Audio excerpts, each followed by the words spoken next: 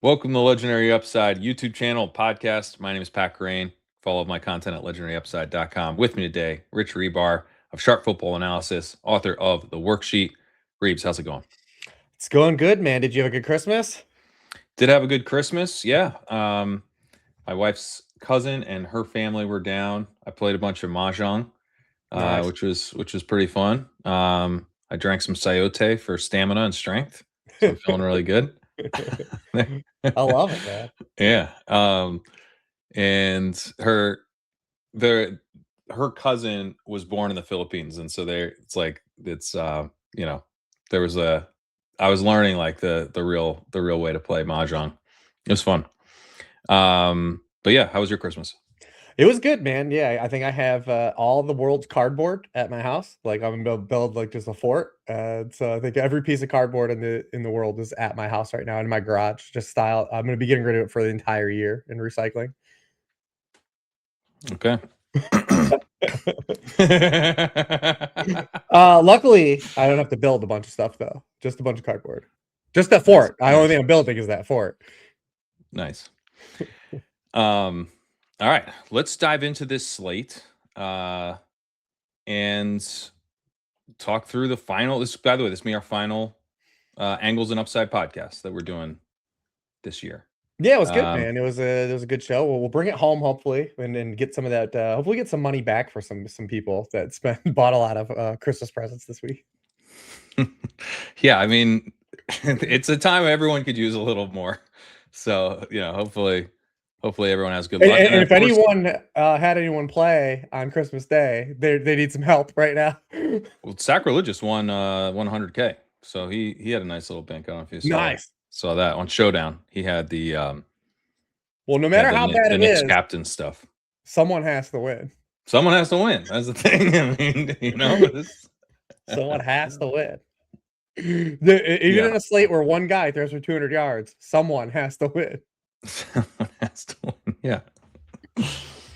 All right, let's dive into the slate, and let's start with the cover boy this week was Brian Thomas. Named it Doubting Thomas because I think we're all, some sort of little. It's a half-in cover boy in a sense. Because look, Jakobi Meyers is the safer way to play this matchup, but this is a defense that's allowing big plays. It's got a weak secondary now. The Charvarius Ward injury, the Sauce Gardner injury have hurt them, obviously. And then DeForest Buckner has been hurt as well. So you do have some offensive line injuries on the Jags side, but this is a spot where I think we can expect the Jags to be pretty efficient through the air. Obviously, Lawrence has been awesome over the last couple of weeks. Over the last 4 weeks, he's been literally the most efficient quarterback in the league in EPA per game. So, I think he keeps that rolling here. And, one question is about volume. How much do they need to pass? But they've actually been pretty aggressive over the last 2 weeks. 9% and 8% pass rates over expected, 66 and 65% pass rates over the last 2 weeks. So this is a team that looked like it was really pivoting to being like run heavy and has since gotten more aggressive in line with Lawrence kind of clicking a little bit more in the system. So there's upside here for both volume and efficiency, particularly if Phillip Rivers plays decently. The last time we saw these two teams, Trevor Lawrence was very efficient, 89th percentile in EPA per play. And we also had a Colts team that wasn't like super aggressive, but wasn't overly conservative either. They had a solid pass rate in a game where they lost Daniel Jones. This is the game Daniel Jones got hurt in, and they had Riley Leonard at quarterback. So even with that, they're minus 2% pass rate over expected in that game. But I believe they had a 66% pass rate. And so they were, the average is 61%. They were well above average. If Rivers plays well here against the pass funnel Jags defense, maybe these offenses push each other at least enough. And the Jags passing game, I think, probably continues to roll here. And the more fun way to play it, I think, is through Brian Thomas, who has a 14.7 ADOT, to Jacoby Myers 9.4, and the outside corners here are going to be pretty weak. So he gets a huge shift from going from Patrick Surtain to the Colts. Yeah, I saw that Sauce might play. He was limited. There's a chance he plays, but I don't know. But I I think like the if he Jags plays and anyways. it's a calf injury, you want to mess with that? I mean, it's tough to say what any of these guys are going to do at this point of the year, Right. you know. But I do listen. Last week we talked about it. I mean, last week was a big prove it spot for Jacksonville, man. And not only did they prove it, I mean, they took the test, lit it on fire, just kicked the door down. So it's like, how could you not have confidence on them, like indoors in a game environment that projects to be on paper a lot better than what it looked like going into last week. I'm not going to doubt them at this point anymore. That was all I needed to see from them last week. I mean, they have enough talented pieces to say like, all right, this works together. They've got the receivers kind of in the right roles. It's all kind of working and coming together. I do still think that they will give up some passing yards too, like they did last week. So it kind of keeps pushing them into a direction where I think they'll still maintain being aggressive. We saw them 2 weeks ago against the Jets, and they were still aggressive. It would have to be like, I think, a really all-time collapse for them not to be aggressive completely in this game. So I'm pretty bullish on them still just continuing to do what they've been doing offensively and still having a lot of success. Very excited to see them now in the postseason, see if they can kind of keep this kind of rolling through the postseason. And like you said, I mean, it's one of these things that you're thinking about from like a DFS angle versus like a season-long angle. Jacoby Myers, I think, is definitely, you said, the safer way to play it. But he also, I mean, he's had 50 or fewer yards in 4 of his 7 games. The Jaguars, he's going over 71 yards once. He does lead the team with 6 end zone targets. I kind of comp him to being like Jacksonville Juwan Jennings in a way, like really solid player. Yeah. He's not like kicking like the door down. He's just productive. He gets end zone targets, but like he's not like, you're never like scared of this dude like nuking you out of like, you're never like sad that like you missed out on him. So like I do think that it's more of like, if you are getting more like adventurous and you're playing for more ceiling, you can go in a direction of a Brian Thomas, who's basically at like 20 air yards per target since this transaction is made, or playing like a Brent, especially when the field is going to just play like a lot of Jacoby Myers, right? Like anytime these types of players are popular, it's usually when you don't want to play them. And there's a couple other guys on the slate that we'll kind of get to as well. But I was toying the idea too with Hilo is like, do we start to treat this Jacksonville situation a little bit like the 49ers, where you would just play Lawrence with ETN and you just try to get all the touchdowns at this point? And you don't try to just like do the whack-a-mole, like, all right, is it Brent Strange? Is it Myers? Is it Washington? Is it Thomas? Do we just take Lawrence and ETN, and if they score 4 to 5 touchdowns, we're probably getting them all? But then we saw Tootin practice too. Yeah. I don't know if he's so you don't know if you're getting all the touchdowns. Yeah, I know. Yeah. So Tootin was limited. And Sauce was DNP LP full practice today and then listed questionable. So we'll see. Maybe he does go. I don't know. If I was had anything to do with that team, I'd be like, I mean, they're starting Phillip Rivers again. Like, yeah, but if Sauce gets, I mean, you're technically playing for the playoffs, but like, come on. And if Sauce were to like suffer a compensatory injury, I mean, the Achilles is the concern with the calf stuff. If he tears his Achilles, everyone's getting fired. So maybe don't play him. That's my advice. I'm not going to tell you to not stop the run. I am going to tell you to not play your best cornerback, because your season's over and you traded 2 first-round picks for him. And if he gets hurt, you're getting fired. But what are your thoughts on, if Gardner plays, what are your thoughts on how it affects the passing game? I don't know if he'll shadow. They were playing after they got Sauce. They were playing more man coverage, and then they've obviously, because he's been out and Ward's been out, they've shifted to more like cover 3 zone. I mean, they were just a tough team to get a read on in general, right? Because like 2 weeks ago, Big Lou had an awesome game plan for Seattle and taking JSN out of that game as much as possible. And I really thought it masked a lot of like ineffective like Phillip Rivers. But like I honestly believe 2 weeks ago they win that game with any other quarterback playing other than Phillip Rivers. And then last week on Monday night, dude, they got just walked down the field by Brock Purdy. Like, yeah. And in the run game too, they didn't stop the run. They didn't do anything. Like they just let the 49ers do whatever they wanted every play. So it's like, I have no idea like what to believe at this point with this defense. And like, they're still not going to have Buckner. He came back for 1 game. Moonlight is back out. So it's like, yeah. They're just like, they're real tough to get a read on. And I just have a lot of confidence now after what I saw Sunday. Like that was all I kind of needed to push me through for the Jags, of saying like, yeah, I'm ready to believe in this offense now moving forward. Any additional thoughts on the run game? I mean, I do think ETN, he's run very well recently, and he's getting a little bit more work as a receiver, which is nice. 14 and 16% target shares the last 2 weeks. Tootin coming back though, I think is like a little bit of pain Yes. because he doesn't have the full backfield even now. Like LaQuint Allen still mixes in, so it's like it's not like he's taking that much work, but 30% of the snaps, 29% of the snaps against the Jets, about a quarter of the routes. So it's not like a thing you want to add another back to. Like ETN's already kind of like clear cut starter, but not a workhorse. So Tootin does, I think, matter from the perspective of ETN's range of outcomes. Yeah, absolutely. And they've talked about how they like him in short yardage too. So you never know when you're gonna like just lose that random touchdown, right? Like when you're It's not sort of gonna like if go Sean Tucker wasn't available for the Bucks, maybe. Yeah.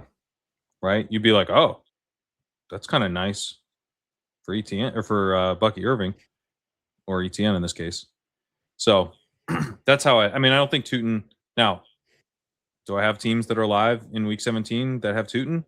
Yes, because I have teams that are live in week 17. they pretty much all my teams had Tootin on. So would Tootin would it be awesome for me if he has a great week? Yeah, but I'm not really expecting that. It's more about how it affects ETN. Yeah. I mean, I would much rather him just take another week off if you're gonna be bullish on ETN, but For sure. All right, Colts side. Philip Rivers was okay last week. It was much better than the Seahawks, and the Seahawks was much better than we thought it would be. So here's the questions. Do we owe an apology to Philip Rivers? Does the film industrial complex owe an apology to Davis Maddock? Is this an indictment of quarterback development? And kind of just more generally, like, what's going on? Philip Rivers looks kind of good. Yeah, I mean, thoughts on any of those? Yeah, I think it's a little bit of everything, right? Like a little bit of a hodgepodge. And also, I mean, this is why we can't take the 49ers seriously in the postseason. Like, as good as the offense has looked in recent weeks, like they just aren't going to beat 4 good offenses in a row. Like this defense just isn't good enough. Yeah. And I even remember writing it up during the week. I was like, man, if the Colts actually want to play their same game plan that they did against the Seahawks, it'll probably look a lot better against the 49ers. And it did in the first half. They were really effective. I mean, he was 14 of 21, over 8 yards of passing in that first half. Second half, it started to wear down. Maybe just like that's to be the Philip Rivers experience. It's a little harder to keep it going. The downfield stuff though is still like a major problem for him. I mean, he's 1 of 7 on throws 20 or more yards downfield. The arm strength is definitely noticeable. Like, and he wasn't a guy that relied it was never on, great, and it was never good at his apex. But I mean, it's just really, really rough throwing downfield in this game. And they've had to change their offense so much to calibrate for him. I mean, he's at a 96% shotgun rate. It's the highest rate in the league over the past 2 weeks. And as a byproduct, he has the lowest play action rate, which was like the whole engine of this offense. We've talked a lot about Warren's stuff is way down with him. And Warren in general is because like he's a player when he entered the NFL, like was more of a player like after the catch. He isn't so much like a nuanced route running tight end. He was really good at like everything else. And he's like a hashtag like football player type of player. And then we've seen kind of Dallas Goedert-y, that kind of mold. And we've seen when he has to rely on like actually like playing like as a technician, he's still just not as developed in that area. Now, I believe he still can be at some point. I want to say he can't be. It's just rookie year. Tyler Warren was the guy benefiting the most of like the RPO, the play action stuff. I mean, he has been targeted on 36.4% of his routes on play action RPO passes, 3.7 yards per out run. And then when you remove that, he drops to 17.5% targets of just like a static drop back routes, 1.01 yards per route run. So he's been impacted the most. Josh Downs has gotten the biggest bump because they're playing so much shotgun. They've really ramped up their 11 personnel rate. 89.4% 11 personnel on passing plays the past 2 weeks. It was 65.1% weeks 1 through 14. So as a byproduct, he's been on the field just under 90% of dropbacks the past 2 weeks. Both are season highs. It's given him a little bit more juice. He's still like a high ceiling player, but we know he's a good player that earns targets, and he kind of fits where Philip Rivers' skill set is right now. Of like, you can see Philip He like Rivers' brain. super fits that mold. Yeah, his brain's still working. Like the Philip Rivers brain, you can see it. Like the body just lets you go at some point. Like that's what's holding it back. Did you see him track down the guy who Yeah, intercepted him? And then he basically like, did you was it? It was Something he like checked to a play, but like, he like you knew from the original chase. He's like, yeah, I know. It's like, but he like had to know. He's like, is that what? But he like had to confirm it. Yep. Yeah, he's thinking about yeah. This guy's obsessed with football in a way that he's still thinking about all the angles, and he can still read the field and all that stuff. I agree. Yeah, so I mean, it's been a big bump for downs. I know Pierce had the 2 touchdowns, but I mean, he still only had the 4 catches. Like he's still going to be, I think, where he wins. I still think is be hyper volatile with Rivers.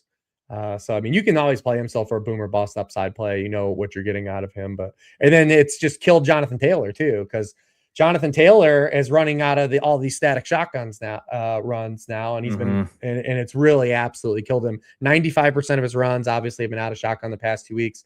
On shotgun runs this year, he has a 40% success rate, which is still solid, but he loses 1.5 yards per carry from shotgun runs to under center runs, and basically a 9% rate in success rate, 48.7% to 40.2. So, because I thought last week we might be able to get away with him against the 49ers, and it's just the style of runs that they have to operate with Philip Rivers just aren't really conducive. And we already seen they couldn't run against the Jaguars 2 weeks ago when these teams played. So, yeah, it's so you said 49 down to 40 in success rate, just so people know. That's a huge drop, because what you've done is you kind of crossed like a good quarterback might be like 46 or 47%.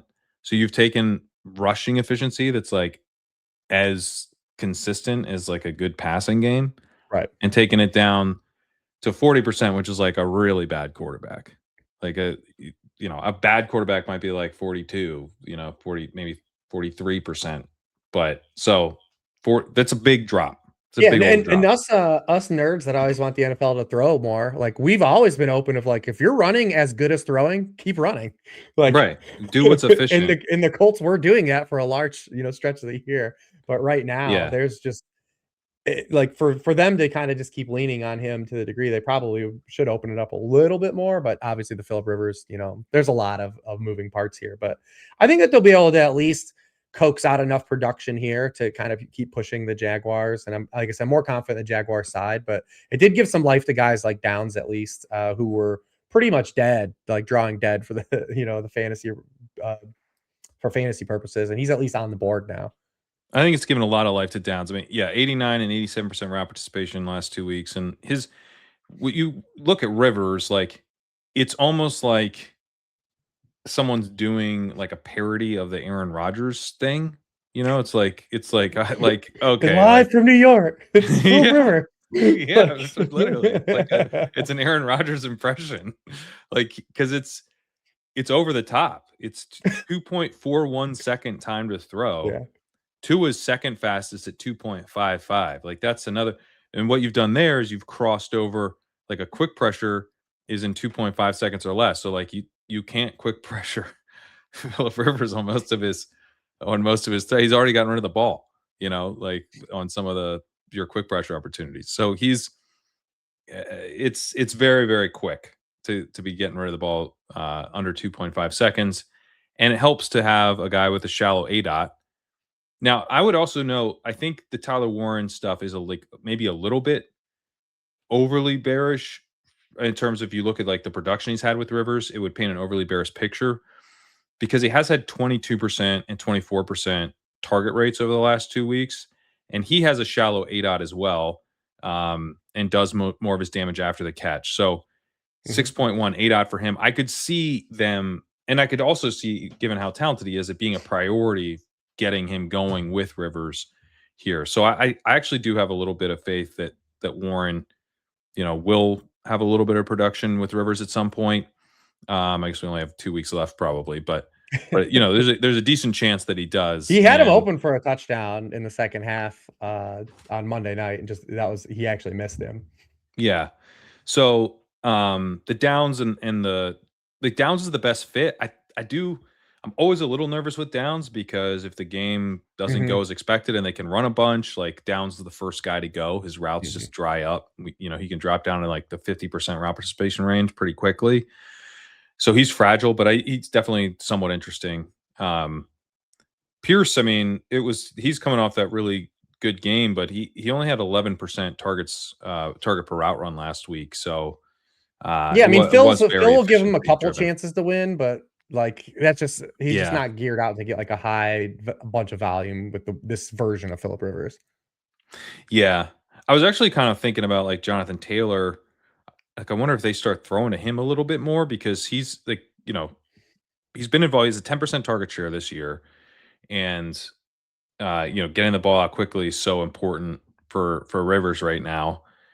And this is like a pass funnel defense that you don't really want to run against. So it's a tough spot for Taylor potentially if they don't like incorporate him on screens and stuff to get him the ball a bit more in space. I still have him as like a high end RB1. I'm not freaking out about it, but it's not an ideal setup because teams have been passing on the Jags all year. And we seen him just a couple weeks ago. I mean, he got the into the end zone in that game against the Jaguars. That's basically how he's lived this like final stretch of the season. It's like he's a high volume kind of touchdown or bust type of guy, kind of like last year version of Josh Jacobs in a way, right? Like not hyper efficient, but he has the touchdown equity and is getting the ball a lot. Yep. All right, let's go to the Cardinals at Bengals. Um, Thoughts on the Cardinals side to kick us off here? Yeah, I mean, this is kind of what everyone's been waiting for, right? Like the best tight end in 2025 versus the worst tight end defense of not only 2025 but basically of all time almost. So it's in contention to be the allow the most protection to tight ends. Hey, even last week against the Dolphins, like when you combine Dulcich and Waller, what they did, it's like, those guys still kind of got there with Quinn Ewers against the Bengals. So That's true. I didn't even think about that. like I did, like, Dulcich, yeah, Dulcich nuked. He only had yeah. like 35% of the routes, but he was Yeah, I mean, like, I he got lost 4 them the yards of game route run. with that fumble in the third quarter, Oh but yeah. it I didn't yeah, it didn't stick with me what the result of the Dolphins game didn't stick with me. no, yeah. And yeah, what's funny too is we're also coming off of Elijah Higgins running a season high 26 routes last Yeah, week. So it's like yeah. I was like who's gonna get talked into that right here with Oh no. Oh the no. the Jacoby Brissett double tight end stack Oh where you're no. bringing back Bengals. But this is what everyone's I dug under the hood and I pulled all the actual on-field splits for all the Cardinals receivers to see like who did this is there any impact. And McBride actually, not only is like he has even usage with or without Marvin Harrison with Michael Wilson, he even is a little bit better with Marvin Harrison on the field. So he's run 265 routes this season with Brissett and Harrison off the field. And he's been targeted on 24.2% of his routes, 1.91 yards per out run. He's run 168 routes with Brissett and Harrison on the field together, all three on the field. Then targeted on 25% of his routes for 1.89 yards per out run. So little bump in targets, very small, and basically dead even yards per out run. He has no impact. It's like so Harrison being here, that It's wasn't the funny because story. Harrison and Wilson are just like they do one thing, and then it's like McBride's completely insulated from that, which is how it's felt. And Mm-hmm. that's what kind of those numbers point to. Yep. It's strange that it would work that way, but it does feel like it works that way. It is kind of weird, it does because especially because Wilson's just been so impacted by just is Marv on the field or is he off the field? Right. Like, Right. and it's really weird that they just haven't been able to have like all three to coexist and an offense that's throwing the ball 40 times a game. It's really weird because it's like it it's like you have most teams can add a receiver and then yeah, the offense gets better, but they're like you're only allowed to like it's like it's a substitute teacher comes in and is like awesome and the class loves. It's like, it's the best when Michael Wilson's substitute teaching. But then the real teacher comes back and Wilson goes away. Like you're allowed to just use more receivers. It's very strange. Wilson's under contract there next year, this week.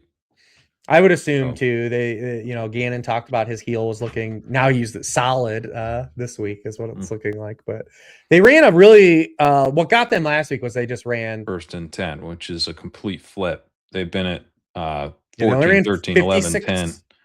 Yeah, they only ran 56 plays, which was their second Yeah. lowest in a game, and their fewest since week 2. So that is. Yeah, they were But I minus mean, 12% PROE overall. I mean, they didn't do the thing. You know, they we're didn't do like, the hey, thing. they always do the thing. They didn't do the thing. They actually went the complete opposite. I mean, they didn't trail until the 3rd quarter. They didn't trail by more than 3 until the 4th. So I'm wondering if like they just is the thing like more the thing being just constantly passing. Is it more dependent on them trailing? I don't know. I also not sure it matters. They're 7.5-point road underdogs to the Bengals.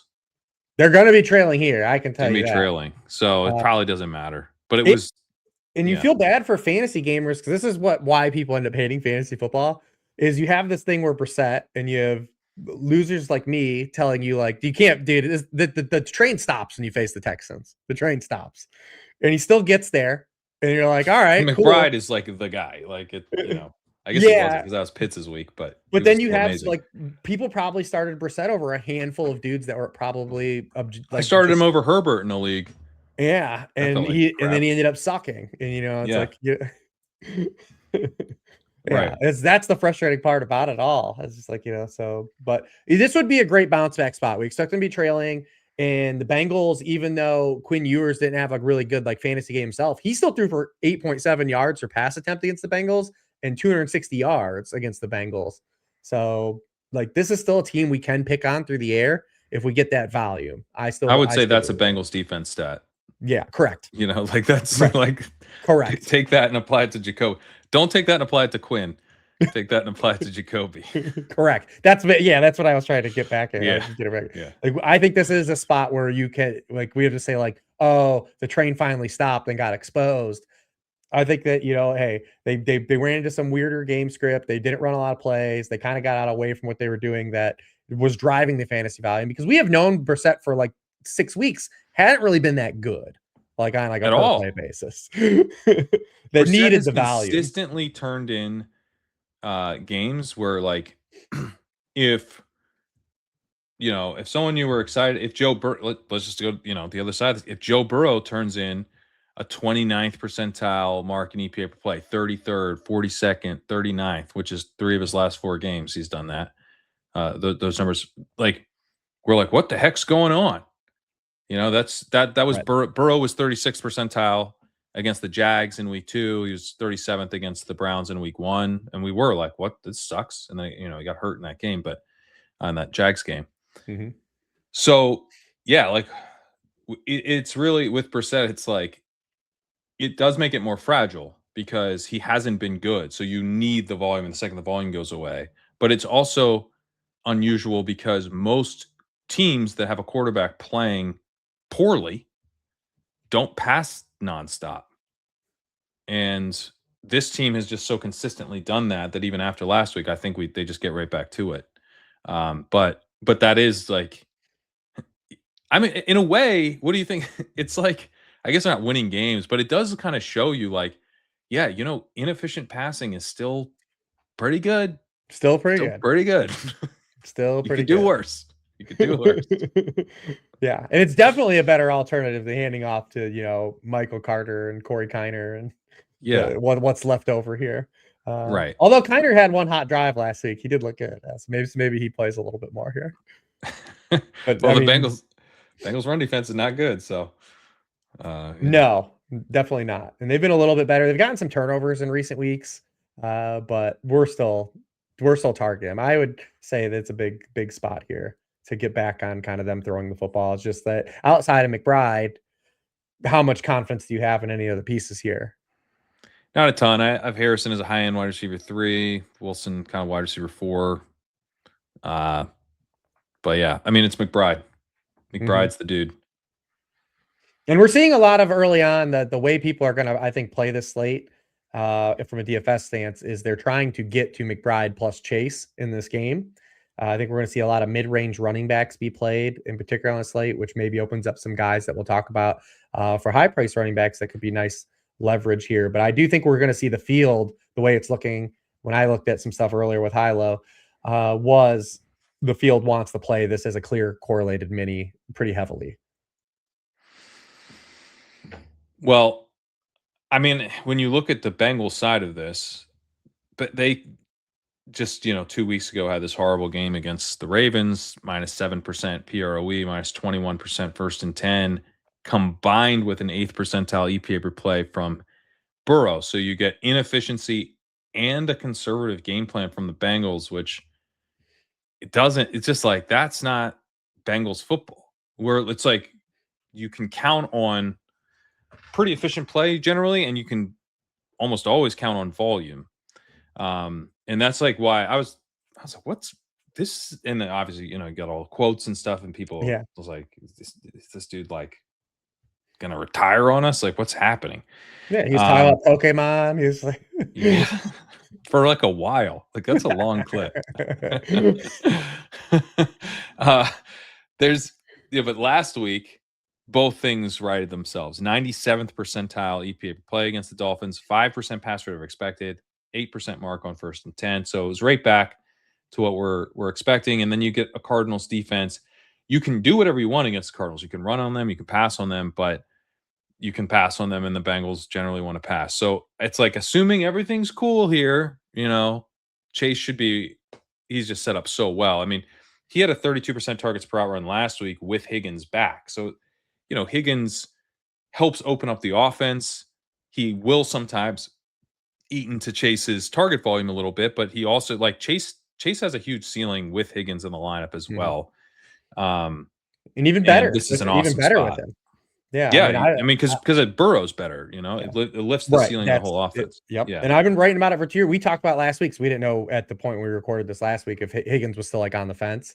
And apparently he saw an independent neurologist and got cleared too before the game last week. And I said hey, that all rides with me always with the Bengals is T Higgins playing, and not for T Higgins, but for what he does for everyone else. Just having T Higgins on the field and because he commands double teams on the outside. Yep. He's an awesome vertical threat, and he opens up Chase. He opens up Chase Brown. He makes Burrow a better player. I'm like, if T Higgins is ever playing, I just get this just shot of adrenaline to where I believe that this offense has an extra gear. And now that he's here, and the Cardinals were already a team that was down real bad the back half of the year in terms of defensive injuries. And then, dude, add more injuries to insult last week. I mean, they lose Garrett Williams and Walter Nolan for the season. Josh Sweat and Budda Baker leave the game. They're both not. I think Budda Baker's already been ruled out, and Josh Sweat is questionable but hasn't practiced all week.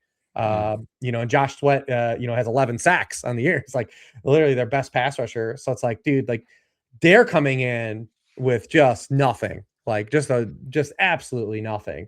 And over their past 6 games, they're already 31st in quarterback rating allowed, 26th in completion rate, 25th in yards per pass attempt. They've had the highest touchdown rate in the NFL over that span. I mean, this feels like a complete just smoke them if you got them Bengals onslaught environment here. I expect them to score a lot of points in this game.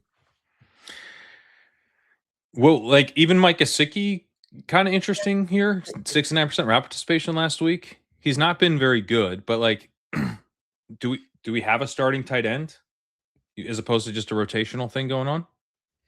Yeah, I mean, he's been on the field more these past 2 games. I saw Noah Fant's questionable. Don't know how much that will make a huge impact if he's available or not. If they go back to that 4-man rotation, he continuously though, with or without Noah Fant, is getting targeted in the end zone though. Mm-hmm. So you at least put him in that touchdown or bust bucket that tight end too. And there's a lot of dudes in that bucket.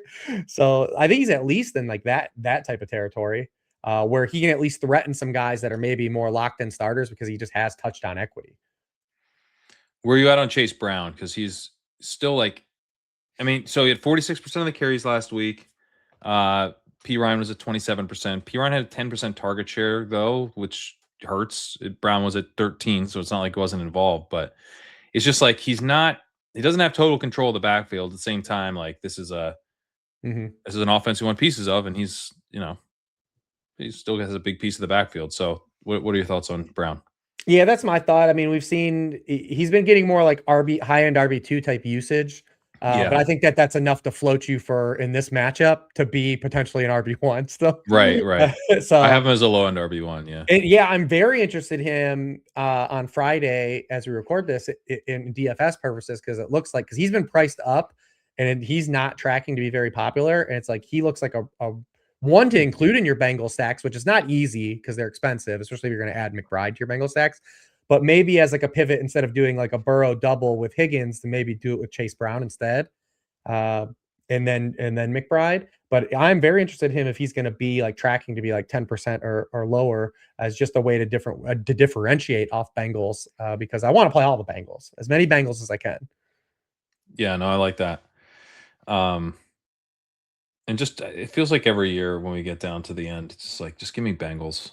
Just Bengals are the one offense I can count on to put up points in December. But we know like they're gonna come out here and score probably. Like it's you got a Zach Taylor home game. Like supposedly he's not getting fired. They have a 30-point team total. Like I know, yeah, it's wild. I mean, I expect them to hit that team total, if not, eclipse it. And then I mean, the nice thing about the Cardinals too, like they talked about with the Texans, like even and they overperformed what I thought they would do against the Texans, but just like the fact that they pass nonstop, it does add volume to the game beyond these offenses pushing each other, or the clock just doesn't run as much because there's incomplete passes and stuff. They're not grinding these long drives, bleeding the clock like some of these teams do.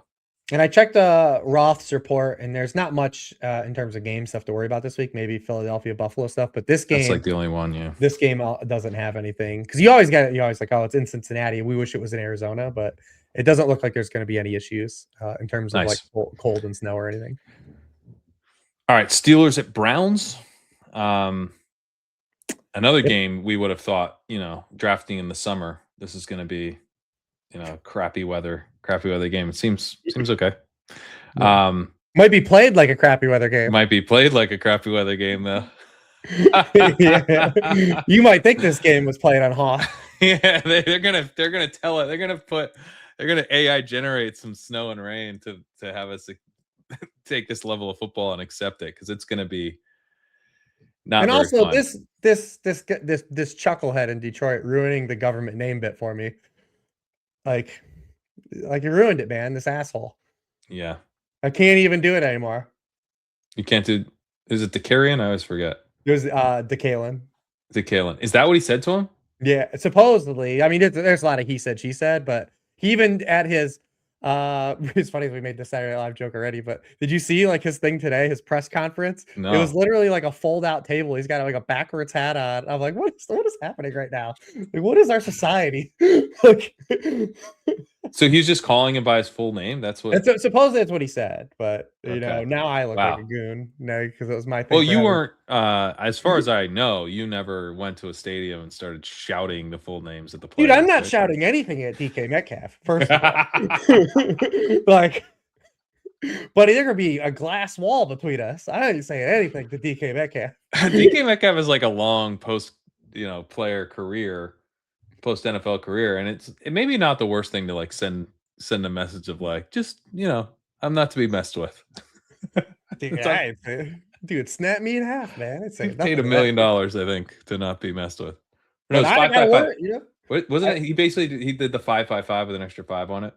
Yeah, an extra 2 5s on it. 3 5s, I guess. Yeah. I don't worry about JJ McCarthy coming for me now. I gotta drop this bit, dude. You actually do have to worry about JJ McCarthy coming for you. I would not want to mess with 9, man. Who knows what 9's capable of? But he's not playing, and I don't know what to tell you about any of these other guys. That I saw some people are trying to talk themselves into Adam Thielen. No, I can't, man. I can't. If you're talking yourself in anyone, it should be an offensive tackle who plays tight end. Now we're talking. That's how you talk yourself into a pass catcher in this game. And the reason you do that is that they're going to run the ball. Mm-hmm. They're just going to run the ball nonstop because the Browns are suddenly looking kind of crappy against the run. Finally, the season long metrics are starting to break. They're like, they're getting run all over, and it's like, well, they're still like number 1 in rushing DVOA. They're down to 5th. They're down to 13th in EPA. We're starting to see some cracks. They've been a run funnel all year because teams don't want to pass on them because they have an elite pass rush. But now the rush defense is not very strong, and teams want to run on them all the more. That means we're going to see Darnell Washington on the field because he's an awesome run blocker because he's basically a tackle. But he's also their best pass catching tight end, like by like significant margin. He's got a 20% targets per route run, which is like just straight up good, 78th percentile. Fryermuth and Jonnu are at 17%. He's got 1.68 yards per route run, which is pretty good. That's 83rd percentile for a tight end. Fryermuth's at 1.44. Jonnu's at 0.73. Get this guy off the field, man. Get him off. Run for touchdowns. He's a running back now. He's a running back. You don't need running backs. You got 2 good running backs. Yeah, Get Jonnu off the field. You don't need more running backs. Stop playing Jonnu. Washington played 80% of the snaps the first time these teams played. That was the second highest rate in the season. The only other game was the London game earlier in the year. So he's going to be on. You're right. He's going to be on the field. I mean, he had 62 yards in his first game. He's probably not a guy that's going to break the bank, but like if you need a guy, like this would be the spot where he's going to be on the field playing more, and you don't have DK Metcalf. So yeah, I think he's pretty interesting if you're throwing a dart on one of these guys down here or just kind of outright punting at the position. This is a player we've been wanting to. He should be playing more. He should be playing more. He's good. I can't believe that I'm having to pound the table for Darnell Washington and an Arthur Smith offense. Like, wasn't this dude built like Darnell Washington? There's supposed to be some like big slot tight end. There's supposed to be Noah Fan or Mike Gesicki, whoever the Delaney Walker. Yeah, Delaney Walker. Yeah. There's supposed to be someone. I mean, Harold Fannin somehow ends up on this offense, and you won't play him. Like that's our roles, right? I look like Delaney Walker. yeah. I look for guys who are basically slot receivers with tight end eligibility, and I beg coaches to play them, and you play tackles instead, right? What's happening? How am I like, please play this tackle who's awesome in the run game, Arthur Smith? And he's like, no, I want to play Jonnu Smith. This washed rotational, hybrid slot player. It's bizarre. I don't get it, man. I don't know what happened to Arthur. I thought we knew him. But they could play Roman Wilson more. I saw them talking about playing Roman Wilson more. They still have MVS. They have Thielen. They have Scotty Miller. Yeah. Like, I'm not attacking. Like they're not just going to have the wattage either in this game from a passing stance to where I feel very bullish in week 17, even in DFS and from a punt perspective to where I want to play any of these guys. Look, next week in DFS is cash game week. Pete Overzet's bit is reality now. It really is cash. It really is cash game week. He's gonna have to do it for 2 weeks, I think, moving forward, the way everything's setting up. Yeah, he should have done it this week. Yeah, but it's like okay. This is the last full slate of the year for DFS. I'm going out playing Roman Wilson. I am not. That's not the last full slate play I make. So. No. I'm thinking about that a little bit. Now, maybe, someone wins a milli with Roman Wilson, but it won't be me. I can tell you that. And I do want to place an asterisk on that I'm going to suggest a lot of bad players over the course of the show. So if you really wanted to play Roman Wilson, by all means, sure, let it fly. I'm just not going to do it. Yeah, that's correct. I'll play players that you think might as well be Roman Wilson, but I won't actually play Roman Wilson. But I mean, listen, Rodgers has been playing well, but I expect this game to be funneled through these backs, right? In this offense, like Darnell Washington to play. Like we like Darnell Washington, but this offense is going to go through Gainwell and Warren this week. Pretty. And how do you think that split works out?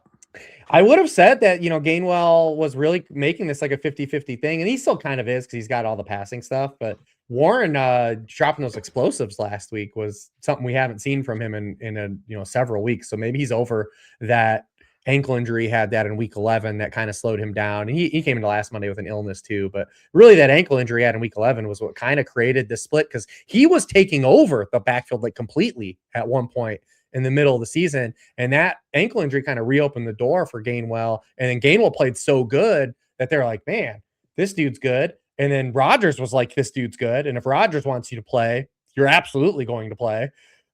Because I mean, right now, I mean, over the past 6 weeks, Kenneth Gainwell's the RB2 in target share. Like he's the receiver you're playing here. He's got a 21% target share the past 6 weeks. He's RB1 in targets per out run for the season. 2.5 yards per out run the past 6 weeks is wild for a running back. Only Jahmyr Gibbs has more receptions than him in the past 6 weeks, and only Gibbs and Bijan have more receiving yards. So I expect him to stay active in this game, and I could see a scenario where these guys combine for maybe 35 plus touches in this game.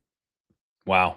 I do prefer Warren here, but I like both because I think this is a spot that kind of emphasizes probably fewer routes, right? Less passing volume for the team. Oh, yeah. I exactly. I think there will be. I think you said fewer outs, and I was routes. Routes. Yeah.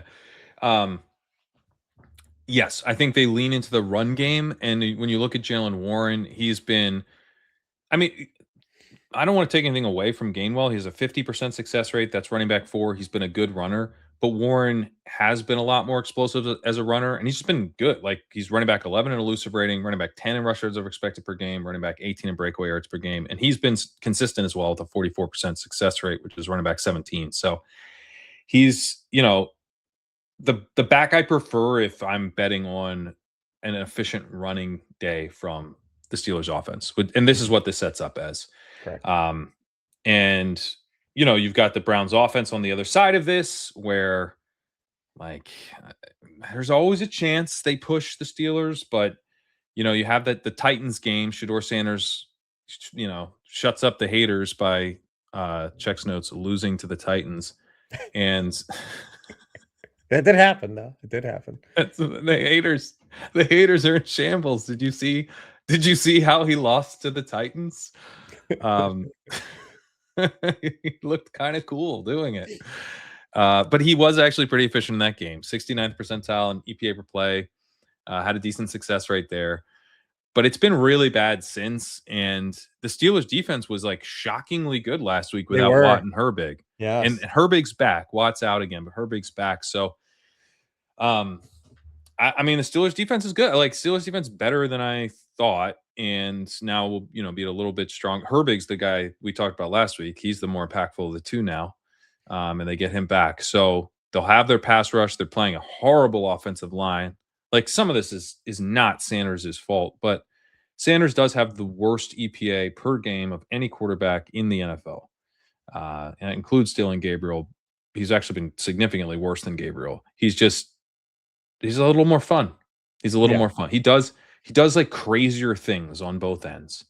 And I like that. I think that's more fun than the lowest success rate quarterback in the league with like a tight, which is Gabriel, with a really tight range around what he does play to play. That was brutal. I don't want to go back to it, but Sanders, it's not working. So it's hard to have much faith in the Browns.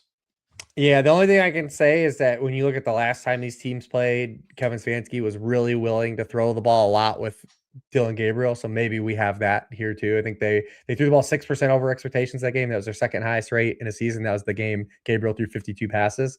So at least maybe they'll be willing to just let Sanders drop back a ton, and that's all you can hope for. But I mean, outside of the Browns, like outside of Harold Fannin, if he plays, which he says he's going to play, but who knows if they let him play. A player always is going to tell us he's going to play. There's like, what are you lining up for to do here with this Cleveland Browns offense? You're not playing any of the receivers, and you can try to guess here now with Samson with this hand injury, how much he's going to play and how much he gets utilization here, right? Yeah, I mean, so Fannin had a groin injury in practice, which is always extremely concerning because, you don't know how the severity of it. He did say he plans to play. He was listed as questionable, and they kind of like seemed like they wanted to keep an eye on it. It seems like he might play. If he does play, I'm interested. Njoku's out again. He has the highest targets per out run of all tight ends. Like there should be passing volume here. So it's a decent setup as long as he's healthy enough. But that's it. I mean, I don't see any. You're not doing anything else. Samson, I would have some interest in Samson. Well, I guess he's going to be out there, so I do have some interest in Samson. When you look at Samson, he's been pretty good as a receiver all year. So you have that, like, you're betting on this, like, kind of there's volume, it's got to go somewhere type of thing, right? It's most fun to play that through Phantom, but that also works for Sampson. He has 2.07 yards per route run this year, which is the highest among all running backs. He has a 24% targets per route run. He's been really involved when on the field. He just hasn't been on the field a ton. He's been not good as a runner, but he's had a really small sample size and just not been used as a runner all year. But he got 50% of the attempts in week 1. And then Judkins comes back, but I think week 3, ramps back up, has the backfield the whole year. Sampson was not a receiving back in college. He was an undersized explosive back, which is like a little bit of a difference where some of those guys turn into like Justice Hill, which was one of his comps in my prospect profile. Some of those guys turn into like Damian Harris, where it's like actually you only run the ball. Some of those guys turn into total busts like Darrington Evans. Bucky Irving, though, would fit the same mold where it's like what he does best maybe is as a receiver, but he's also a really fun runner. And he was a 3rd-round pick, and Judkins just had a severe injury that potentially impacts the beginning of next year. So why wouldn't you see what you have in Dylan Sampson as a runner when he profiled as kind of he was like an undersized workhorse runner in college? Obviously, he can catch the ball too, which is awesome. But like, I don't know, I'm kind of interested in Sampson because I do feel like that the Browns they have an incentive to see what they have now that Judkins is out. They might need him next year. I mean, they should.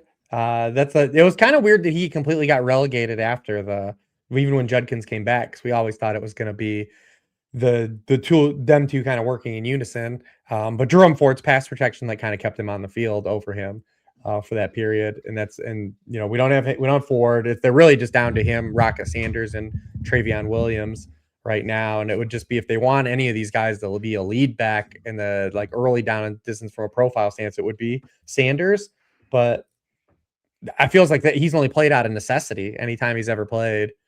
So Sanders, Raheem Sanders, yeah, and I think I took a bunch of Judkins this year because I thought, once basically the charges were dropped and stuff, and then because he hadn't been, officially not suspended or whatever, his price never rose. It rose and then it fell again, and I was like, he's not getting suspended. No charges, so I took a ton, but I also was like, it was very clear to me. I was really high on Judkins before that incident because it was very clear to me that their plan was built around Judkins. They viewed this guy as a core part of their offense this year. They took him in the 2nd round. They took him as a really good prospect. Back. Yeah. So I just I don't view it as an indictment of Sampson, who I felt like they were kind of like, oh, Sampson's still here? All right. Let's take him.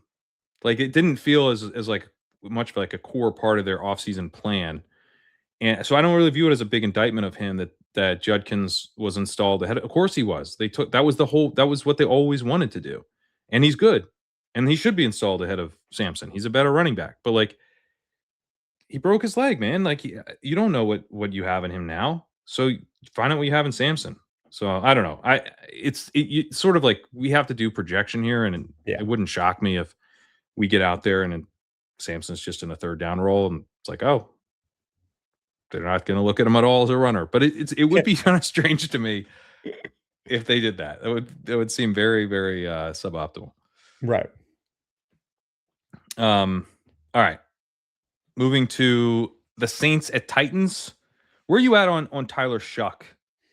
Kind of, we have the 3 highly drafted quarterbacks this year on the slate. Let's check in on them as we go for kind of a little season in review, since this is the last one of these we're doing. Where you stand on Shuck as you look ahead to next year? I think ultimately he's still just going to be a bridge quarterback, but he at least is going to, I think, offer the Saints to play that bridge. I think ultimately he's not going to be a franchise turning quarterback, but he's doing enough now with what Kellen Moore's brought to the table to kind of keep this offense on track, give it a high enough floor I don't know if there will ever be like enough ceiling to where you'll actually lean in on this guy, but I think he definitely buys them another year to address other areas of need next offseason, and that he will start next year and have next year as their starting quarterback to kind of see what happens. Ultimately, I do believe that, like I said, he will be a bridge quarterback, but for right now, I mean, you like what he's offering you in terms of like a high end QB2 that can moonlight as a QB1. He can run a little bit. He's taken advantage and given us confidence when he's in these spots against opponents that we want them to be able to punch up against, take advantage of. So Kellen Moore put a lot on his plate last week he was like, dude, are we going to hand them off to Audric Esme and Evan Hall a bunch? No, we're not going to do that shit. We're not going to do that shit. Like they threw the ball a ton. They threw it on early downs a lot, and they're facing a pass funnel this week against the Titans, which is going to make them want to throw the football. It's made everyone want to throw the football, which is fun because you wouldn't think that thinking about the Titans. We've talked about it all year that the Titans have been a pass funnel when the gamers might not think that because they just constantly lose, but they can continue to push people to throw the football against them. So last week we didn't get to see he got a hall pass with Oladukin coming in that game very early, which wasn't really planned for. But I expect the Saints to drop back and throw a lot in this game.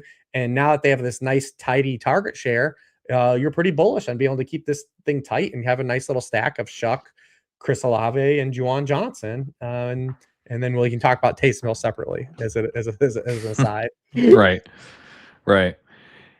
Yeah, no, the Titans, they have an average pass rate against them, which they shouldn't. Right, like because they don't have an average expected pass rate against them. So teams have a 3% pass rate of expected when they're playing the Titans. They are a bit of a pass funnel, and so yeah, I do like Shuck to pass a decent amount here and be effective doing it. And I kind of wrote it up as like this is a chance for him to solidify his standing with the Saints, which I do think. Like I agree with you. I think he's going to be their starter next year. Todd McShay did a redraft pod, and he took Shuck 101. He took Shuck like in the entire NFL draft. Yeah, I'm not there. I'm not there yet. I'm not there like at all. I'm like, I think it's like way more likely this dude is Davis Mills than he's worthy of the number 1 pick. Yeah, but Davis Mills had 2 or 3 years as a starter, and then filled in pretty well this year. Yeah, and help them get Stroud. So like I don't really mean that as like a huge slight. I just mean like I think 3 or 4 years from now we're not gonna see Shuck as a starter would be my guess. But I do like last week that they had a 13% pass rate expected, 16% PROE on 1st and 10, showing some of that confidence and that they might do that again, and that like maybe he starts stacking some strong efficiency together. He actually wasn't that efficient last week. He wasn't terrible, but he'd been efficient against the Bucs. He was really efficient against the Panthers. So, maybe we're seeing a guy kind of the light turn on a little bit. I would note that from a EPA per game perspective, he's been basically where Justin Fields is this year. And he has a worse success rate than Fields. So if I were the Saints, I would have a backup plan somehow. Yeah, he's really getting by next year. And he's really getting by because he's got like a super high completion rate, but like the wide yards per pass attempt, the touchdown rate, like he has nothing that's going along with it. It's just the fact that he has such a high completion rate that he hasn't burned like the bridge down, like burned it all down. That's an interesting way to think about it. Yeah. But I mean, because a lot of those metrics are just manipulated by not fucking up, and that's like basically the short end of it. It's like he's not fucking killing them, like that, and that's okay. Like so, it's like because I think Kellen Moore is I think Kellen Moore has shown in throughout the course of time. Some people would probably disagree, Cowboys fans in general, but I think Kellen Moore has shown at every stop, the Eagles would kill for Kellen Moore right now. Oh my god. They really would. I think Kellen Moore understands the assignment. Is basically what I'm getting at. So I think he's actually even made this a little manipulation too on Kellen Moore's fault. Well, I would compare Shuck to, and this I do mean as a compliment. I would compare him to Shedeur Sanders as far as the Cleveland stuff goes, where Rattler was doing the Gabriel thing, where he's trying not to screw up, but it's boring, man. It's good Lord. And then Shucks injected some life into the offense where he takes chances, he runs around a bit more. The rushing stuff's been kind of fun, in that it exists at all. Yeah. And but right, and then Olave's in more of like a deep threat role with Shuck, in part because Shahid's gone. But he'll take some chances, but he also isn't totally screwing up. So it's like it has a little bit more volatility to it in a way that's fun and more enjoyable, but it's not like over in Cleveland where that's leading to the worst efficiency in the NFL. It's not falling off the rails. So and to get back to this week, the Titans 27th in passing DVOA, 28th in EPA, and 25th in dropback success rate. So they're bad. They're bad. Now, like you said, I mean, they did shut down the Chiefs, but that doesn't count. Unfortunately, the Chiefs don't even count anymore. Yeah, I'm not counting it. Shador Sanders had a 69 percentile mark against these guys. This was the game where he looked fun. Trevor Lawrence was efficient against them. Darnold, Mills was pretty solid against the Titans. Like, you don't have to be awesome to put up efficiency against the Titans. And as we covered, there should be a decent amount of passing volume. The total passing volume is like maybe a little up in the air because I'm not sure how the Titans play this, if they're going to be aggressive. But just to kind of finish things out on the Saints side, like I guess like how obviously it's Olave, Shuck is stackable with Olave and Johnson. But like, what's your level of excitement for those types of stacks? Definitely, I think Olave is just a really strong play in general on this slate because of where he's priced from a DFS stance. Like I said, we're going to see a lot of gamers try to get to Jamar Chase. We're going to see a lot of people play guys like Wan'Dale Robinson, Jacoby Myers. There's another 5K receiver I'm missing. One of them makes sense. We'll get to Stephon Diggs. He's going to be really popular on the slate too. And so like the guys that are priced like Olave and like Mike Evans, I think are going to be overlooked in that price point. But this is a guy. It's funny that it took Devon Vele injury to kind of reopen this door again. But I mean, with no other, because the guys behind Olave are Kevin Austin, Mason Tipton. We talked about this last week. All the dudes that like were on dynasty rosters at like one point. But because they don't have any guys that can earn targets, he had 62% of the air yards last week, 34% team targets, his highest game since week 6. And he's getting this just like opponent that you want to pick on. Over their past 7 games, the Titans are 25th in receiving yards allowed per game to wide receivers, 24th in touchdowns. Like this is it all lines up with symmetry again for him to be high volume opponent that pushes the pass, that doesn't stop the pass. Just makes sense to kind of go back to him, be bullish on him, and get teams that got through like these sprints and stuff with him. I think are gonna have another wide receiver 1 on their hands again this week. Yeah, no, his role's like more volatile. I've been pointing this out because he's got a higher ADOT with Shahid out, but there was like a period where that was leading to him not being good, and then recently it's leading to him being very good. But if he ended up being like really, really popular, I would maybe keep that in mind. Of like Olave is in a boom bust role now, and so there is a lower floor here. Although, having said that, he did have a 33% targets per out run against the Jets, so no one's really in a boom bust. That's just an awesome role. But he should have had a 3rd touchdown too, as well in that game. But like against the Dolphins, he's targeted on 14% of his routes, turns in 1.12 yards per route run. Well, there was that span, there was he, that span where he was getting the Cortland Sutton, Troy Franklin like thing. Like Vele literally had like a 4-game stretch where he had as many targets as Olave. Yeah. And you were like, oh, I don't like this.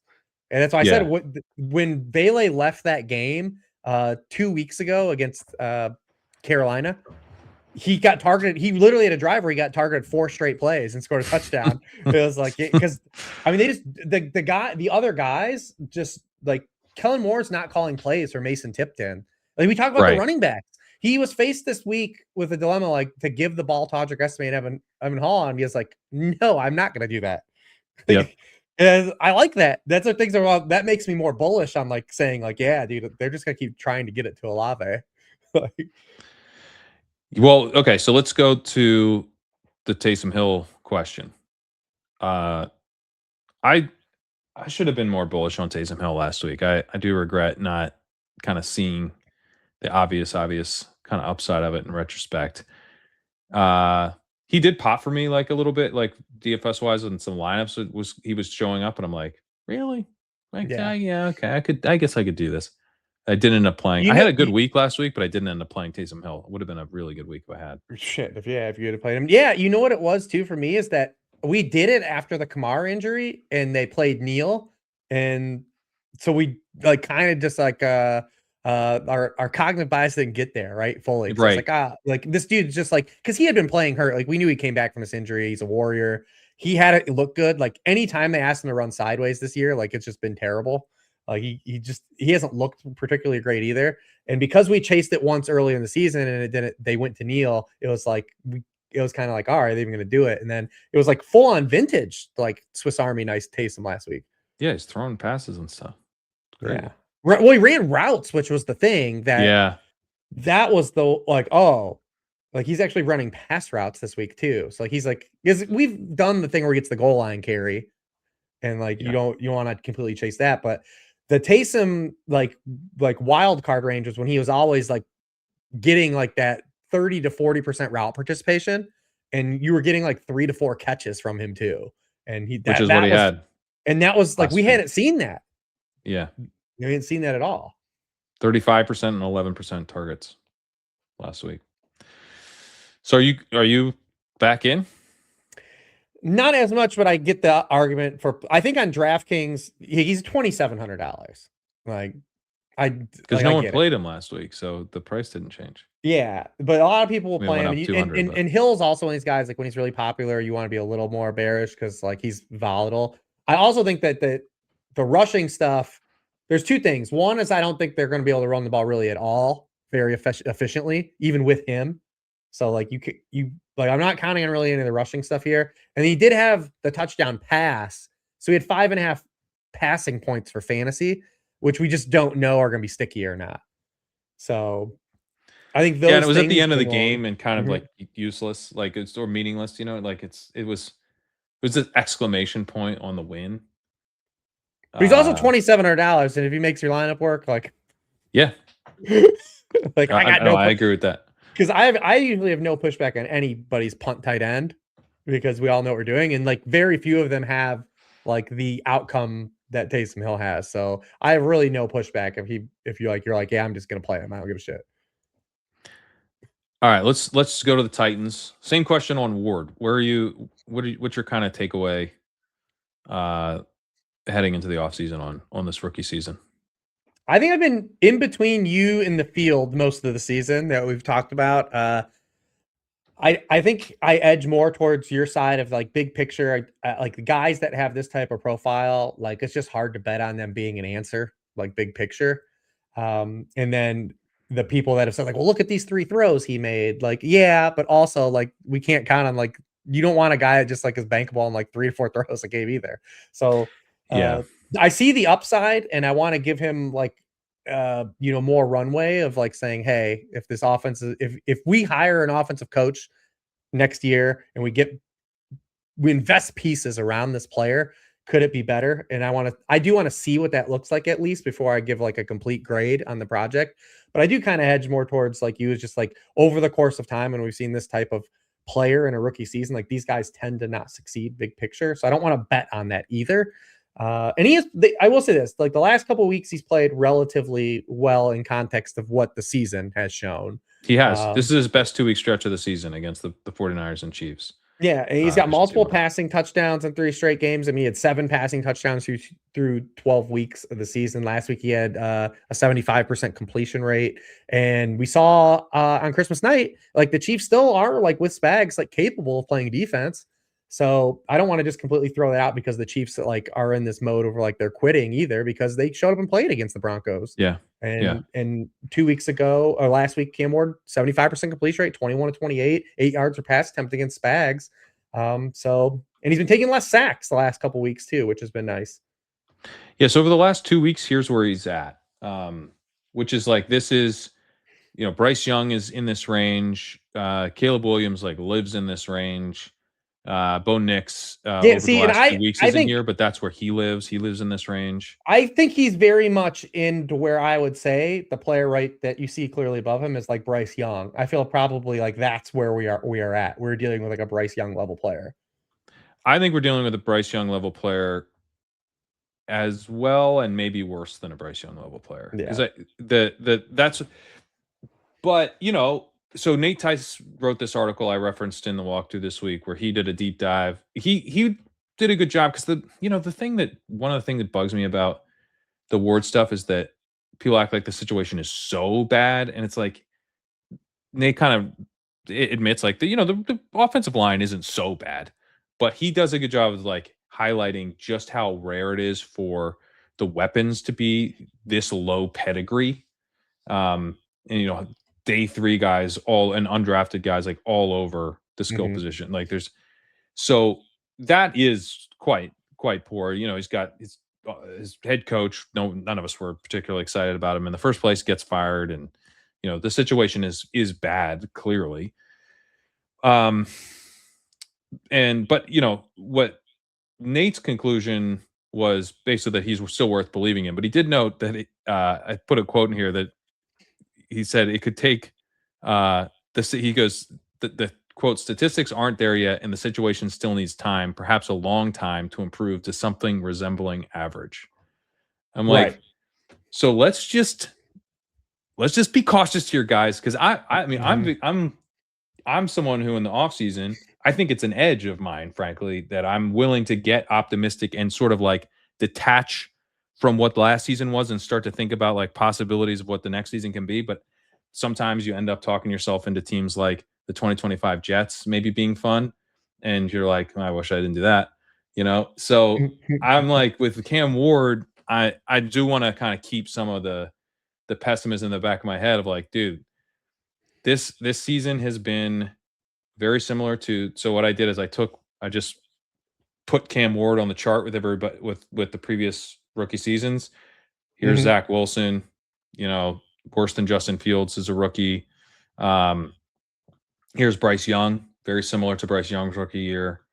Uh, he's significantly worse than Kenny Pickett in his rookie season, like significantly worse. He was better than Spencer Rattler last year, but like significantly worse than Caleb Williams, way, way worse than Drake May, way, way worse than Bo Nix. And then obviously Jaden Daniels broke out as a rookie. So that's not a fair comp. But anyway, I'm just like, another podcast I listened to, and I love this podcast, Ollie Connolly's Read Optional. They took Ward number one, like, as they just said Ward's the number one pick again. I just don't see how you do Yeah. that. I don't think so either. So, I mean, I think you take Dart or you take, a defensive player or a tackle, an edge or a tackle, because I just think we've seen enough to where if you're the Titans, you're probably happy if he turns into Bryce Young, if you're being honest with yourself. Yeah, and that's kind of Then you at where I least have think. a starter. Yeah. Well, and then you might have a starter for too long. Well, that's the same thing we talked about with Shuck too, right? Like you've got to be real careful to not put yourself into the purgatory too. Right. Ward, what I do like about Ward is I think he won't be a purgatory quarterback. Maybe he might be. I mean, anyone can be, but it's like less likely because I do see like all the stuff where people are like, look at that. I'm like, Yeah. you don't have to explain it to me. Like, I Yeah. see that. It's Yeah. like it jumps off the page. Like everybody is like, oh yeah, that was awesome. So if you just like increase the amount of those plays over the course of the game, like all of a sudden you're like, yeah, this dude's like, I think could he be Jordan Love is sort of the question. Right. And I do think that there's it that his this stretch recently, because it's the first time we've actually seen them play complementary football too, has helped him. I Just wouldn't rule has it it out. Like I wouldn't rule out him being Jordan Love. because the other piece in this game that still has come back from the depths of Hades is Tony Pollard. And I think that the fact that Tony Pollard in the run game has played better, and the fact that that overlaps Cam Ward playing better, is probably not a coincidence either, Yeah. because he just hasn't had to be the hero that he was probably trying to be for a stretch of the season. Uh, One of the things that I looked at a few years ago is like when you have receivers who have like yards per route run seasons like below 1, um, you can't ever be like, this guy's definitely never gonna be good. But when a receiver like bottoms out, it's really rare that then in one season they revive it. So Mhm. like Devontae Adams, he's kind of the quintessential like, oh, there's Devontae Yeah. Adams, like, but look at the go like check out Yeah. Devontae Adams. It's Josh Allen for quarterbacks, literally. Yeah, That's but the guy. but he dug himself out. Oh, Josh Allen would be actually another example. Like he didn't really break out until his third season. It's Mhm. like you have to, and Josh Allen's rookie year wasn't as bad as this. Uh, it was like much better than this. But the thing with like when you have a season that's really really bad in the NFL, typically like you're going to take multiple years to kind of get to a level that oh damn, this is good. So I've already said, oh, I think maybe he can be Jordan Love, but it would be like 2-3 years from now that we would get some kind of breakout. I think so. Yeah, Next year, even Jordan Love was like that. even Jordan Love was like that. Yeah, Like obviously he got the start. It was the year he started was good, but we saw him come in for like that stretch when Rodgers was out, and it was like what he had already had some experience and was terrible at that one right, point. right. Like he came Yeah. in and So it's like, next oh year's the year that Ward gets to build and build that base where then he like absolutely proves me completely wrong in 2027 is yeah, what I'm thinking. that makes sense. Yeah, I could see him doing that. Uh, in this game though, I don't view this game like I view the Saints game. On the other, like on the Shuck side of the Saints, where it's like this is a chance for him to solidify his standing. This is a tough spot. I don't like this matchup for the Titans. The Saints defense has been much better recently against the pass. And the Titans are starting to do kind of what the Giants are doing to Jackson Dart a little bit, where like now there's not even volume. Uh, the Saints have been a big run funnel. Opponents have just a 55% pass rate against them. That's partly because the Saints aren't very good, so you can just run on them from Yeah, ahead. But the Titans had a 45% pass rate last week, which is only 4% below expected, and then 58%, which was 13% below expected against the 49ers. And then 3 weeks ago in their win against the Browns, they were 14% below expected. So this team used to like just chuck it, 70% plus pass rate all the time. And now we're like down into the 40s 2 of the last 3 weeks. Uh, that's concerning, especially because the Saints pass defense I don't think is bad. yeah. Saints. They've been a lot of 200-yard passer since week 9. Sixth in Yeah. completion rate, fourth in yards per pass, fourth in touchdown rate. They're third in sack rate over that span because they haven't faced like a ton of good quarterbacks during that run, but also like Cam Ward doesn't belong not in that same bucket of guys like Right. Bryce Young, Baker Mayfield, Kirk Cousins, Tua. Like he's very much in adjacent to those guys. So I don't think we can just say like that doesn't apply here either as well. There's another favorable spot for them. That's why the Saints were like a hot like DST pickup for a lot of people before the playoffs as well. Was the stretch coming up? I think they'll try to be balanced here, though. Even if the Saints play well, it'll probably be a game where the game doesn't get like super crazy to where like they have to go lean in like and be extra pass heavy at being at home. So I think they'll try to run Tony Pollard a lot. Tajay Spears did play an effective game last week. He actually had his best game of the year last week. He had some real explosive plays and earned one of the touchdowns that he got. I was like, oh, they got to give him a touchdown after that play. And they did. So I think they'll try to run a lot here and be balanced. And I'm with you. Just like I'm not excited to play any of the guys outside of Pollard though. What are you going to do with like the receivers here? Your DK has gotten some touchdowns, but he hasn't like had any type of ceiling. The tight ends continue to cannibalize each other. Tennessee tight end as one position has actually been pretty good this year. Tennessee tight But end would be good. yeah, Gunnar but Helm might be good. They don't play him. no, they don't play him. He's kind of they use him like Tennessee Dawson Knox in a way. Like he played a lot last week. He would just didn't run any routes. It was all Conquo running routes. So When you and I but like get together and convince Arthur Smith to play Darnell Washington, and then like we get him. right Yeah, before right before the credits roll, like and you're like, all right, I'll see you around. You're like, where are you headed? I'm like, head down to Tennessee. gotta be going convincing them to play Gunnar Helm. That's the sequel. We're gonna get Gunnar Helm playing. I don't know. I wish they played him. I think he's He might be their best pass catcher. Yeah, I think he should be playing more too, especially if they're going to let Okonkwo walk. I would assume that he's not going to be part of their plans moving forward. I think he's a unrestricted free agent now. Is he an unrestricted free agent? I don't think he got a contract. I might have missed it. Maybe I missed it. Did he get one in the offseason? I think he's ETA. Yeah, you're right. He's unrestricted free agent. Yeah. Yeah. So that's also been weird that he keeps playing. That is weird. Yeah. You don't even have this guy signed, and you have a rookie who's flashing. Yeah. Oh boy. Maybe because at least they are like playing DK, right? Like maybe the situation is bad. Maybe it's just maybe it really is all a situation. Also, we can't. They're not going to have any of these guys next year. Like Mike McCoy's not going to be here. Like so, it's tough to say. No. Whoever's coming in might be like, dude, I watched and you guys were underutilizing Gunnar Helm. I want this job because of Gunnar Helm. That's what happened with Brenton Strange. They traded Evan Ingram. They were like, this is the dude. You guys were playing the wrong guy. Yeah. Hopefully that happens for Gunnar Helm because Gunnar Helm, I can see myself, especially in when we do like the early best ball stuff, is knowing Okonkwo is a free agent, trying to be a guy that we're trying to grab early on these late rounds. Oh God. I just opened up next December. I just opened up a big board team that got through and has Gunnar Helm on it. And he's like no catches. Like, well, yeah, Gunnar Helm. It's just like they're gonna draft somebody or bring, the odds that like that guy survives to actually be useful. Oh yeah, absolutely. So but I'm gonna draft him. I'm gonna draft him for sure. No, I Spears and Pollard. I think more kind of like season long stuff, but I do like them. Do you have any interest in them in DFS, or is it season long for you? No, maybe like Pollard as like some cash gamey type stuff, but not any type of upside type of play.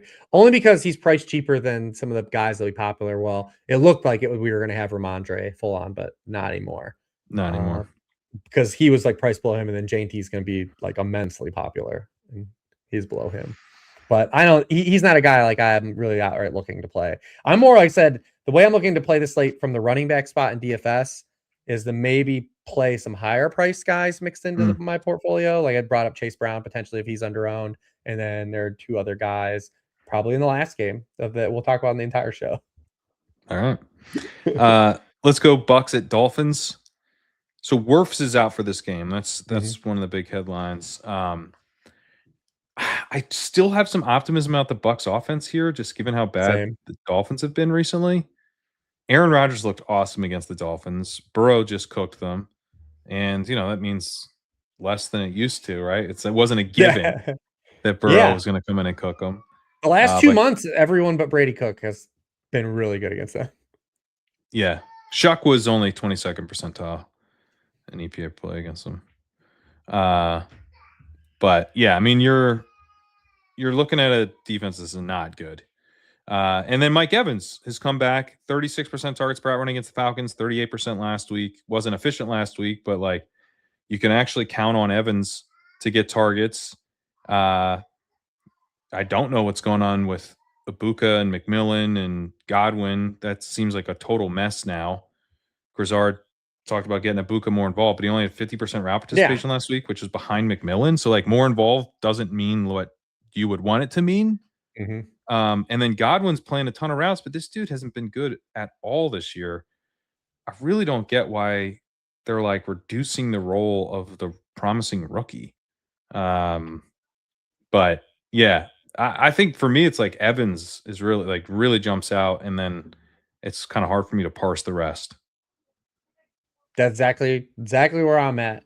Evans had the little bit of a bump. Well, first of all, it was really disappointing just to see the way they called that game after the week before, that Thursday night game against Atlanta. It's like we were thinking, it's like, all right, Mike Evans came back. You finally have the full band together. Like now, let's operate with some upside and maybe like let's push the football. And they did that game, and then they come back last week, and Baker has his lowest air yards per pass attempt in a game last week. They had one passing play of 20 or more yards. That was it matched the season low. They threw the ball well below expectations, not in total, but also on first downs, their lowest rate of the season.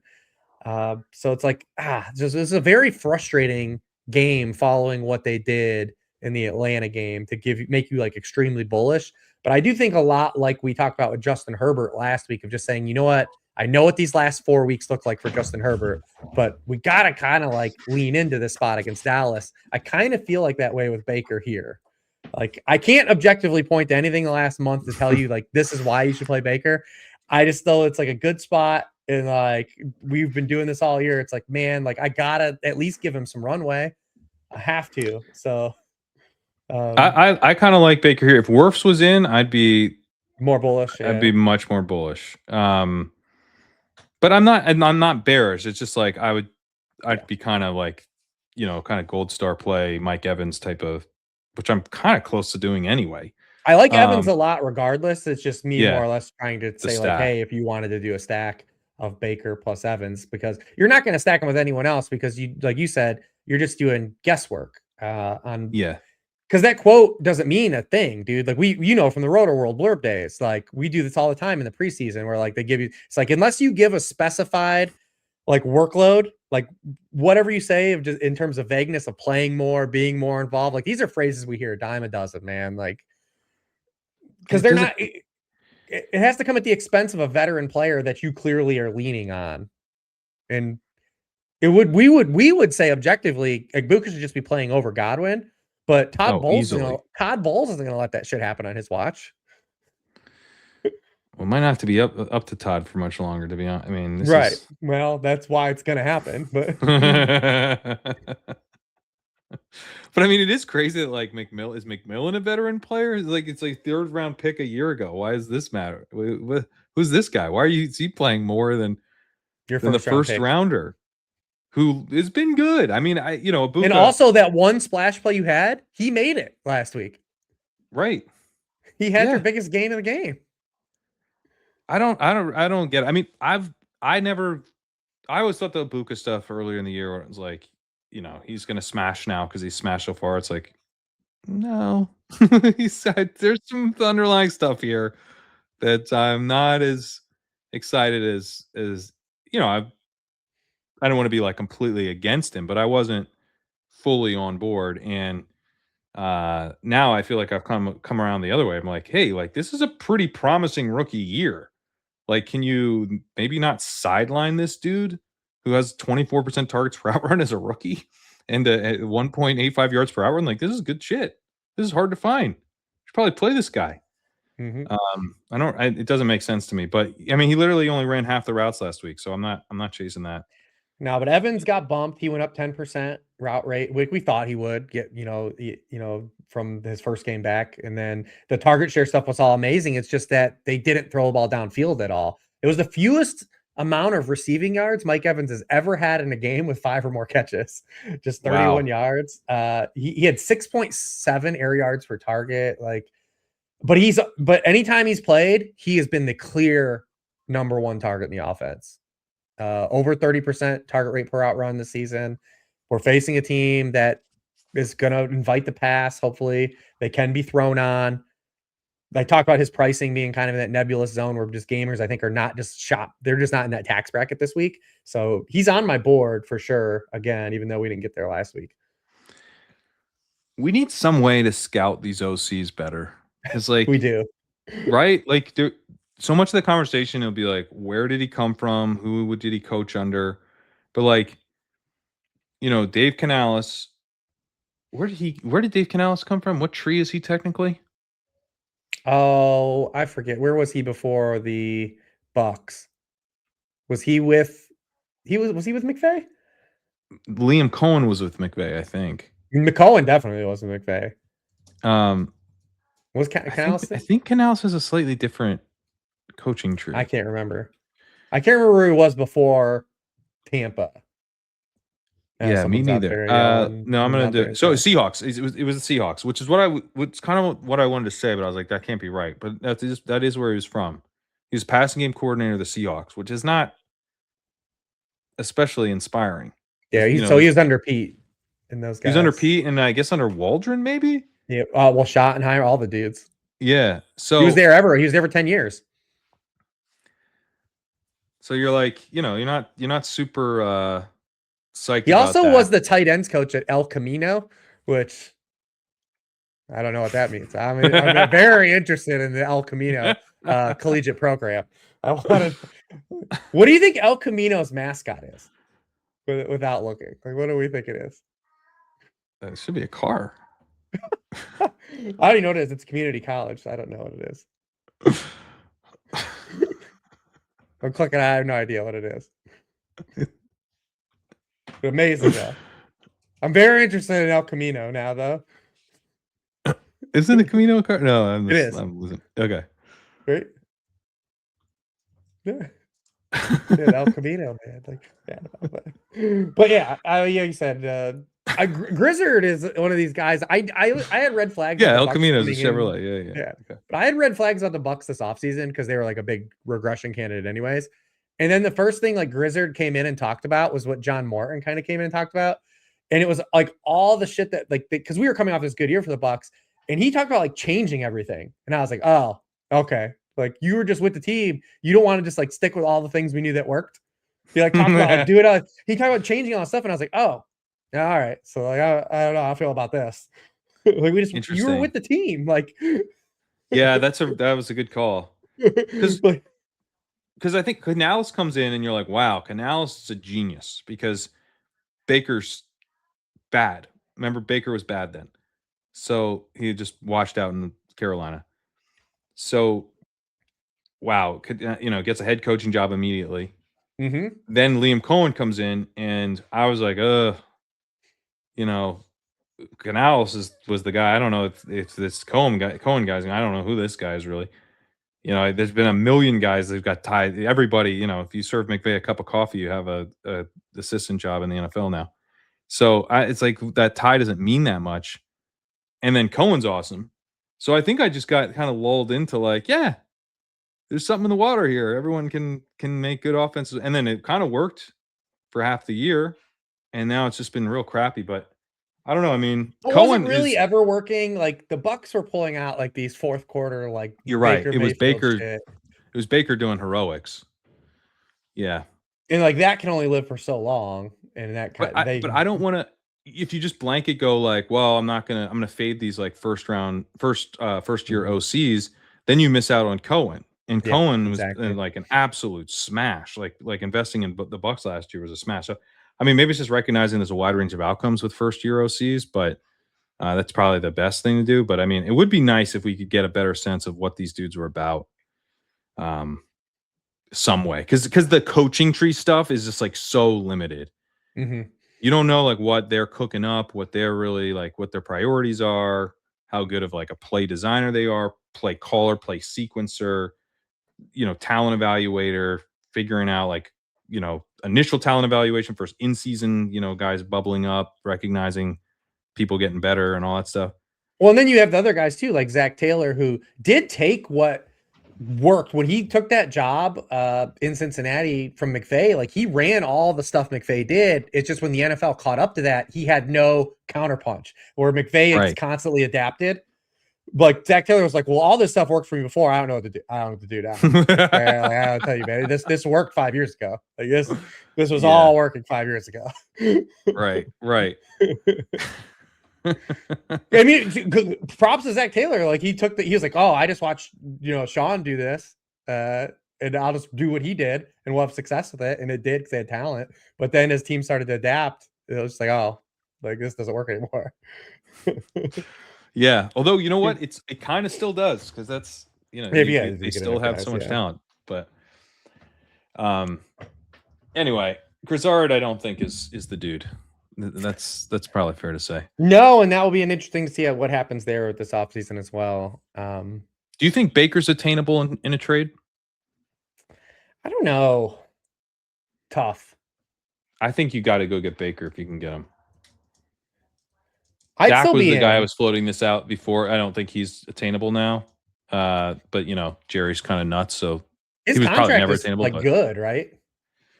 Baker's or Dak's? Baker's is. Did he get like a 3-year? Didn't he have like he actually has only 1 year left on his deal and then some void money. So it was a 3-year. It was a 3-year. Yeah, it was a 3-year, and it's a $52 million cap hit. So you do like you trade and then immediately extend him. Yeah, and they're not going to do that, but it's going to be interesting because Evans is a free agent. They extended Godwin last year because remember it was the Patriots supposedly had offered Godwin that contract.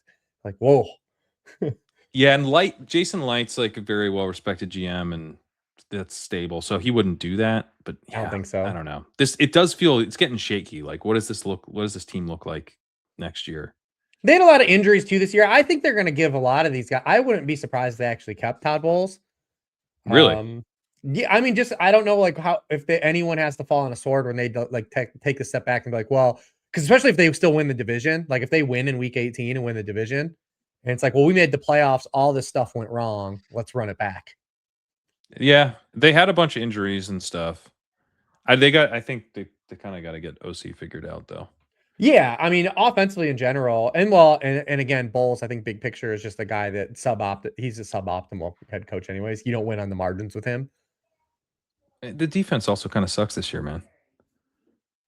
It was okay at a point, but it's fallen off recently. It's not good against the pass, which we'll talk about here in a second. But yeah, I think, and the thing with like I'm not very like pro DC because then you especially if you're in a situation you keep losing the OC. Like if you have a guy, that's why we always say like that's one of the biggest things of hiring an offensive head coach. Yeah, is no one can steal your offensive coordinator. Right, or like. The Patriots bringing in Vrabel paired with McDaniels, it's like, well, yeah, no one's going to hire McDaniels for at least. I mean, if he hires McDaniels, it's because like he cooked, like and honestly, he might get another head coaching job in like 3 years because it's going pretty well. But like that's at that point, it kind of becomes a good problem, or at least like it was. You're like, it worked. We have a young quarterback. The guy did so well that the young quarterback's established now. Is like a high end guy, right? So that's what it would take for Josh McDaniels to get another head coaching job. So good problem to have. But yeah, what happened to the Bucs where they lost Canales and they lost Cohen? That's just like harder to recover from than, I think I certainly than I probably gave credit for heading into this season. And you talked about the receivers. I mean, it's just as bad for running backs now. Like. We got Bucky Irving just getting all these hollow touches. He's got no pipeline to any of the touches we care about. He's a trap back, dude. I linked to Ben's article in CBS where he had the initial layout of trivial rush attempt percentage. He's like the quintessential trap back. And Davis had talked about this a couple weeks ago. Like Tucker's getting all the goal line stuff, and Bucky Irving didn't get targeted last week. So, I mean, he fully just is getting carries between the 20s. He had 19 carries against the Panthers. But Irving was losing all the red zone work. Tucker saw 4 red zone carries, scored a touchdown. White saw 2. Just 3 of Irving's 19 carries were in the red zone last week, and he wasn't targeted. Yeah. Just a he bunch. Had one. He took to the 1 yard line and then came out. He got tackled at the 1. Well, Tucker's good, man. Like I kind of get it, but the receiving thing I don't get. Why are you playing Rachaad White over Bucky Irving in the receiving game? That's the thing is he's lost both roles. It's just killed him. Yeah. So I mean that kind of kills. If you don't have the ceiling, then I'm not interested in DFS. Season long, what did I have him as? High end RB2. Yeah, probably. Yeah, he's getting the overall touches, but yeah. Once you start ranking guys at like RB14 or whatever, you're just like, yep, I can just stop putting these numbers next to these dudes.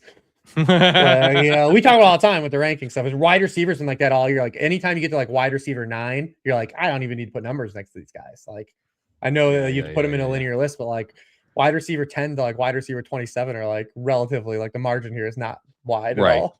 Right. It's the same thing. That's how it's been with the running back. It's true. All right. So on the Dolphins side, I just mentioned the Bucs defense not very good against the pass. Their pass funnel defense, teams averaging a 66% pass rate against the Bucs, 2% pass rate over expected. You don't really run on the Bucs because they have a good run defense, and although they do have a good pass rush, their pass defense isn't good overall. But they blitz aggressively. They have the 3rd highest blitz per dropback rate, 9th highest pressure rate, 7th highest quick pressure rate, and this kind of sets up a little bit of a conundrum here if you're Mike McDaniel, because Mm-hmm. the way to attack here is the passing game, but you have Quinn Ewers, and you've got an offense that has become extremely conservative this season. The When you look at the Dolphins in the past, they've been more like the Rams, where they're like kind of like have a lean to the, or maybe in the Vikings, where they have like a lean to the pass, so they're not like passing constantly, but normally, if the Dolphins are losing, like they will pass. This year, they're not acting like that. They're like this very consistently conservative team, and they're like really conservative on first down. And so just and like minus 17, minus 12, minus 13 percent PROEs on first and 10, like kind of Seahawks level stuff. And so I don't know that they do the thing that is most efficient here. I think they might commit to the ideology and commit to the let's not let Quinn Ewers embarrass us, which creates a low floor for everybody. Mm-hmm. Which I believe will probably happen here as well. I mean, the wild card here is we knew one of the things with Ewers, and we were kind of messing around. It's like, could this just be like okay? And it was for a relatively the strength of that game going into the second half. I mean, they were down 17-14. They get the ball coming out of the half. They have a 32-yard completion to Devin Achane, and they get it. It gets called back on like this just terrible offensive pass interference. And the very next play, Dulcich fumbles. Bengals score. They get the ball back. Very first play, Ewers throws the interception. The game is just in the oh shit phase. It's cooked at that point. But the thing was, we were kind of toying the idea of like, could Ewers keep that game kind of competitive for a stretch? And the reason he did is because the Bengals are really passive.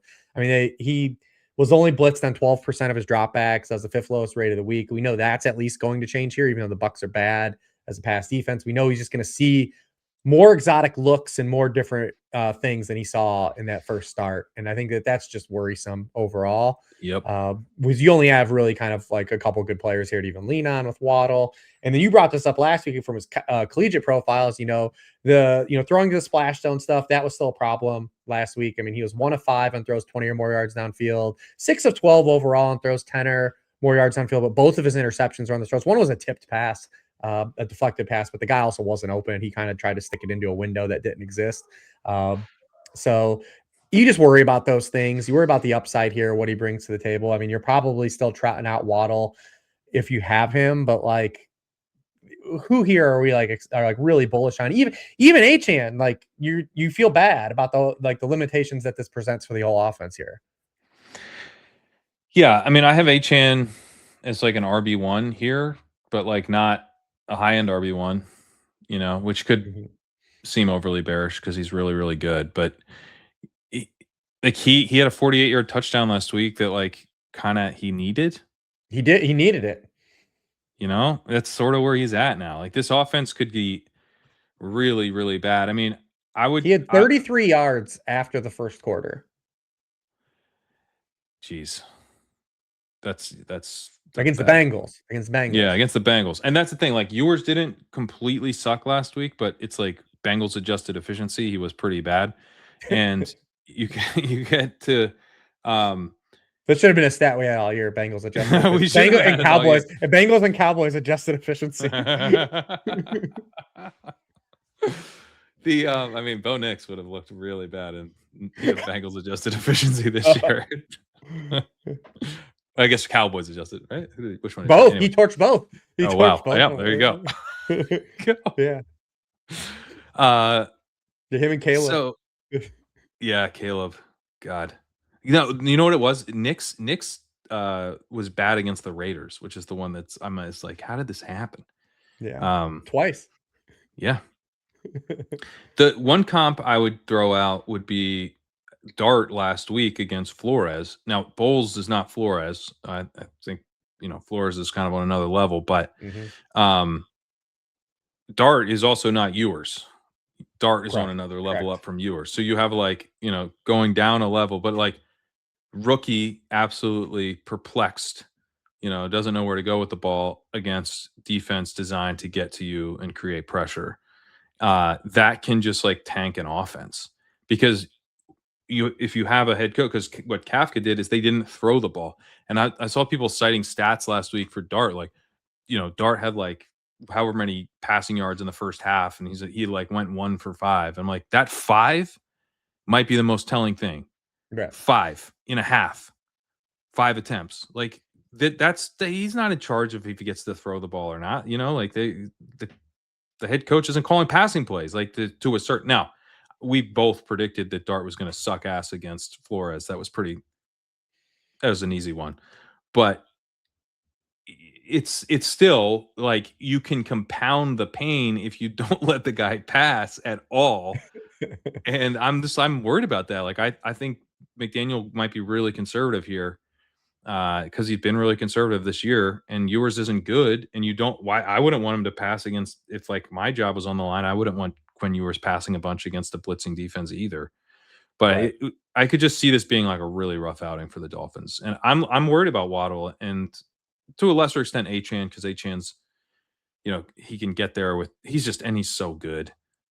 I don't know what you do. I think you just put Achane in your lineup and pray. Yeah, but you have to, because like, what are you Yeah. gonna do? Bench Achane for like we talk about like Dylan Sampson or No. like No. I don't know, like Kenneth Gaines. Like you can't do that. Like Waddle, at least Yeah. like you can at least have a conversation about Waddle, you might have a better if you option. have the piece that's comparable. I'm trying to think of like someone good that's like around there. Here's one. How about this? Waddle or DJ Moore? I'd play Waddle. All right. I was trying to think of someone in there. What about Waddle Because or Gordon's gonna play. What about the Waddle or Zay Flowers with Tyler Huntley? Yeah, so that's one I've been kind of like Waddle. Waddle's been, as I've made the ranks, he's kind of come like up and down, and he's going to come down a little bit. But Zay Flowers would be the line where I would play Waddle. But there's like the guys I'm kind of like Myers. I think I'm playing Myers. Brian Thomas. I think I just do that. Sort of a similar play, but I like the game environment better. Juwan Jennings. Would you play Juwan Jennings or Waddle? I'd play Juwan Jennings, yeah. Would you play Wandale or Waddle? Probably Waddle still. Yeah. We're going to talk about that. Maybe that'll be the segue we're leading up to here.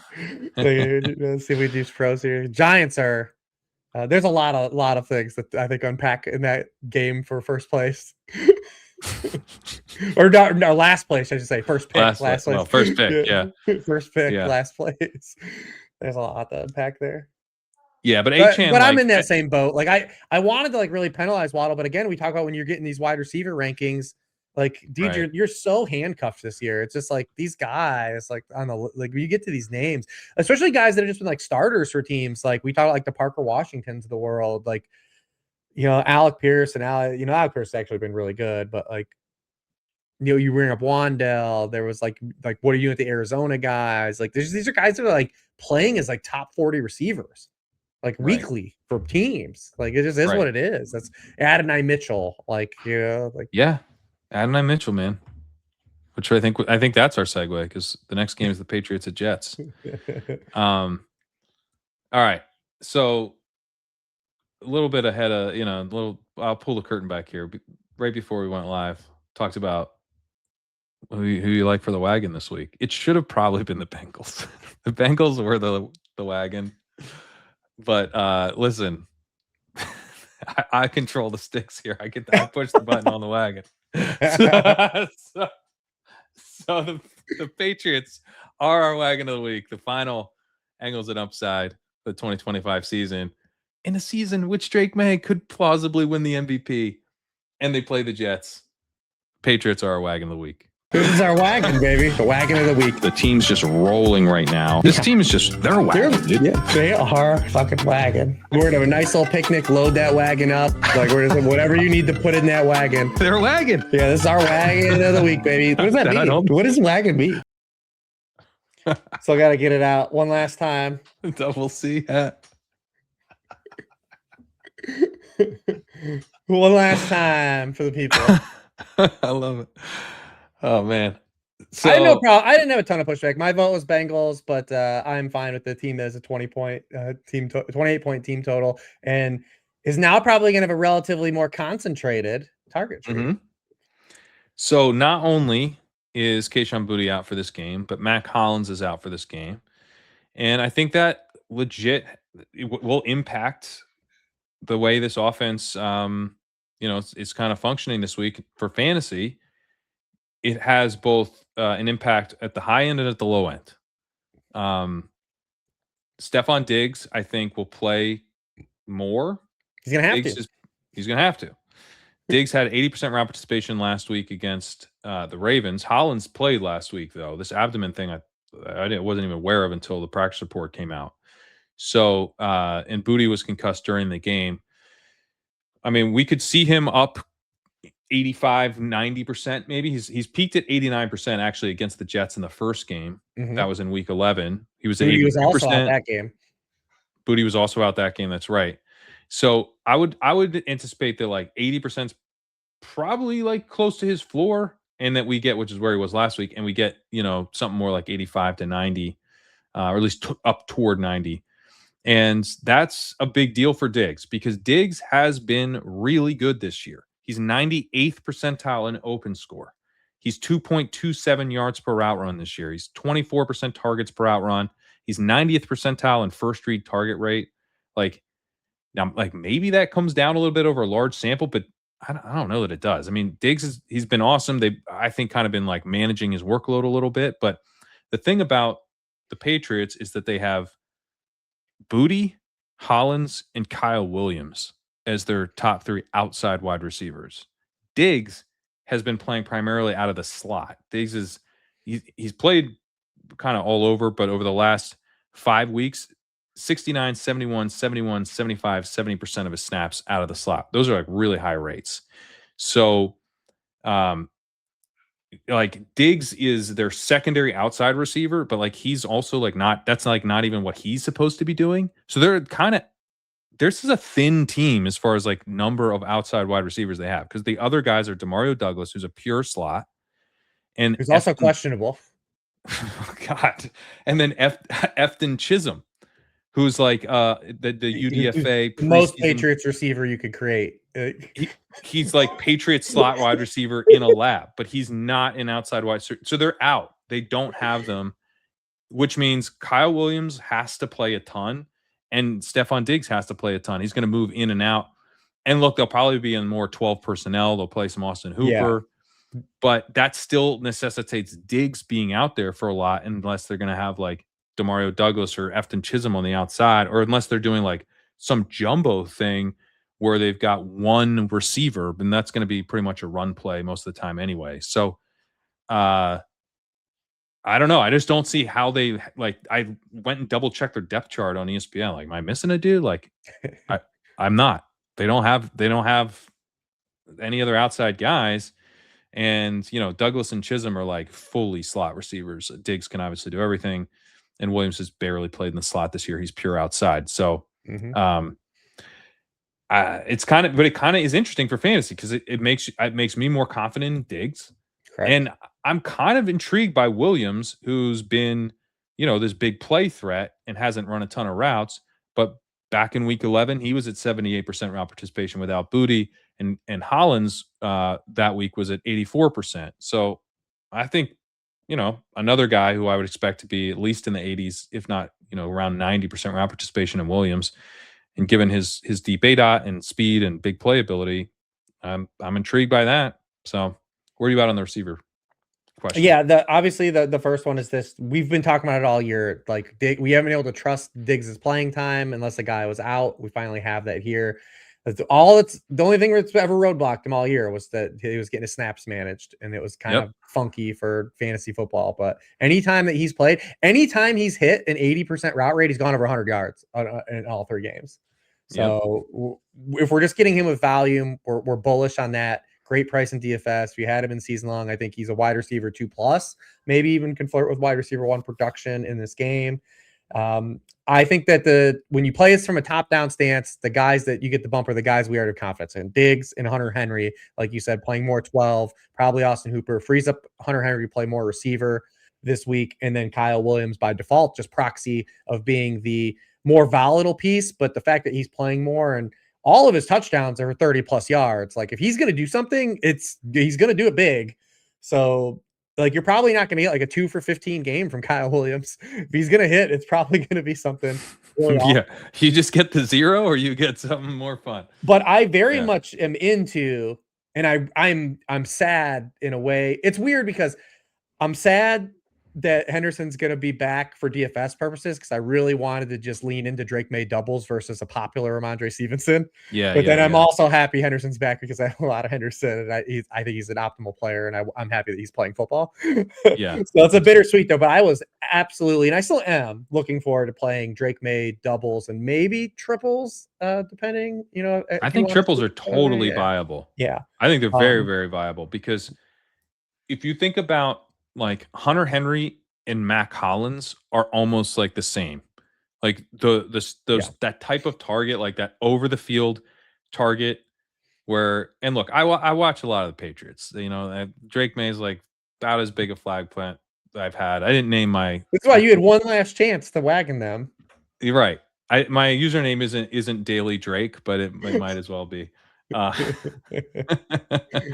you know, so I'm pretty familiar with, you know, kind of the role that Hollins was playing, and it's very similar to Henry with, you know, like over the middle. May will sometimes kind of throw high, and you're like, uh-oh, and then like Hollins and Henry, they like go up and get it. Like he likes that kind of big body target over the middle of the field, and he has a good connection with Henry. I think that Henry might kind of pick up some of that slack. And so I think he's very, very viable here. Diggs at 5,800 is, I think, an awesome play. And then like Kyle Williams at 3,300, like I just don't see how he doesn't play. I can see how he doesn't do much, but like he's made plays all season when on the field. He's really fast. Yeah. May trust him downfield, and you know, they don't have like a lot else at receiver. And that's where it just stops, man. That's where it stops. 28 point team total, high enough draft pick, guy going to be on field a lot. Guy on field, right? Guy on field, cheap player. Cheap player. I'm into it. I'm pretty into it. I think that's just where it stops. Like we don't have to like if it hits it, like with it's just objectively that's all you need the boxes you check. Explosive but I mean, player, really cheap, high team total. The other thing, I guess, like, because we've actually talked about Williams before, and I know like in a comment someone was like, what about like Demario Douglas? It's like, well, it's not like Diggs got hurt. If Diggs got hurt, then I think Demario Douglas becomes more, but like they want Diggs out of the slot. They're going to be looking for ways to kick Diggs into the slot, like as much as they can, I would imagine. Having Demario Douglas out there doesn't do anything for them there. You know, and he left last week's game with a hamstring injury. He did practice limited this week, but it's like, dude, like you don't know with a hamstring injury, he could play 4 plays. Like, right. Yep. You just don't know. You just don't know. I would imagine though that Williams, his route participation is really high in this game. I would say at least 70% or higher. I would take the over on 70. Yeah. You'd have to give me. I wouldn't consider the under until you gave me like 85. But I mean, even if it's 70% and he's 3,300 on a team, that's like it's better. And the thing about the Patriots is like you never know if they're going to be able to run the ball or not. Like, and that's why I was so looking forward to just kind of playing against the chalky Ramondre Stevenson. Chalky Ramondre would be, we were deprived chalky Ramondre. We were really deprived chalky Ramondre, which I was looking very much forward to playing counterplay. Ramondre's been really bad this year. Yeah, like and Jarrett Wilson's not playing. Like the left side of the offensive line still isn't playing in this game. Yeah. Because at least Travion's good enough to overcome poor offensive line play on enough like 1 to 2 plays where it just swings his line. Like totally. Ramondre was a guy that literally was going to need to get 2 touchdowns, and I was so ready to bet against that. Yeah, and May's good enough to overcome poor offensive line play, so we can play it through doubles. And they're going to throw against it. They're going to be able to throw on the Jets. So I was like just ready. Drake May doubles were on my radar so hard all week, and like that's why I said it was bittersweet that Henderson was playing, but I'm happy to still play some Henderson in my season long stuff. Me too, and I'm still playing the Drake May doubles. The Jets defense is a joke. They're down to last in passing DVOA on the defensive side. So I mean, if you're going to pour some cold water on the Patriots stuff, you could mention, hey, the offensive line's not so great. I don't think that's the best place to start. I think the best place to start would be the Jets aren't going to push back. Right. Does this team need to throw? Now, the Patriots, Brady Cook, baby. Brady Cook. The Patriots are a pass first team against the Jets that already played. They had a 63% pass rate the first time. They have a pass rate, they pass more than expected all season. They're kind of similar to the Broncos, or like the Texans who have a slight lean to the pass. They're not like crazy. They actually have a higher pass rate than the Jets, which is kind of wild when you think about it. But so they pass more than expected, but they're not like crazy pass heavy. They're not like the Bengals or the Cardinals or the Chiefs or anything. But I think they, will build a lead through the passing game most likely. But there's some scenarios where I'd say like Ramondre does score a touchdown, and Travion scores a touchdown. Which game was it that happened where it's like there were like 3 running back touchdowns and May just like had a super quiet game? This is a few weeks ago now. Well, the first Bills game, I definitely remember like he played awesome and they just had rushing touchdowns. Trying to think what was the other one, the most recent one. The first Jets game was kind of like that because Travion wasn't like super hyper efficient, but scored 3 touchdowns. One he caught. Gosh, what was it? Yeah, I don't know. The Bengals game? Was it the Bengals game? Maybe it was. Yeah, I think it was the Bengals game. Well, remember too, the Bengals game, they had that weird sequence where they literally ran like 10 plays inside the 10-yard line and didn't score. Yeah, that was brutal. Yeah. Now I'm blanking exactly which game, but I mean that's how I could see the Patriots stuff not happening. Is it's just it happens to go, and then they don't need any more. It's over. So it might have been the Bengals game that I'm thinking of. But Jets game on the ground. Jets are going to do absolutely nothing here in this game. So that's the one thing, like you said, might not matter, but it might. Do you think that the Jets should be fined and potentially lose draft picks for starting Brady Cook? No, because they're actually doing the right thing, I think, in terms of NFL stance. I think this is bad for the league. You shouldn't. I mean, it's definitely bad for the league, right? Like, but I also watched. There should be action taken. I watched the Vikings win a game where their quarterback had like 3 net passing yards yesterday on a holiday. So I'm like, what are we doing? Like he fits I think he fits week 17 to a T. Brady Cook should be playing. Like he's no worse than like stuff that's already transpired. So like we haven't watched this game yet. You don't know that. They're at least covered, and that's it. They can just be like, see, look at these other teams. Like if you're building it in the court of law, if like you're bringing this, like you're getting lawyered here because they'll just be like, nah, man, Max Rosberg. When I watch Brady Cook, I'm like, Oladukin. Do you see Oladukin? I'm not sure. I think Luther Burden should have been the number 1 overall pick in the draft. I told you, like you were bringing all the stats. I was like, Brady Cook's the reason that people think Luther Burden was a slot receiver. That was like Luther Burden is the greatest receiver of a generation. Yeah, dude. Like there should with this guy. There should be efficiency adjusted Brady Cook stats. Brady Cook, yeah, Brady Cook adjusted efficiency. God, it's just I hate it, man. They're just tanking. It's like everyone knows. It's such a bummer. The 14.5 implied team total, I take the under. Do you take the under or the over there? I would definitely not bet over it. If you're making me choose a side, like I am. Yeah, I'm definitely not taking the over. I'm scoring 15 points. 15 points. Also, the Jets need to complete this assignment. They have 2 more games to not get an interception. Yeah. Finish the job. Finish the job.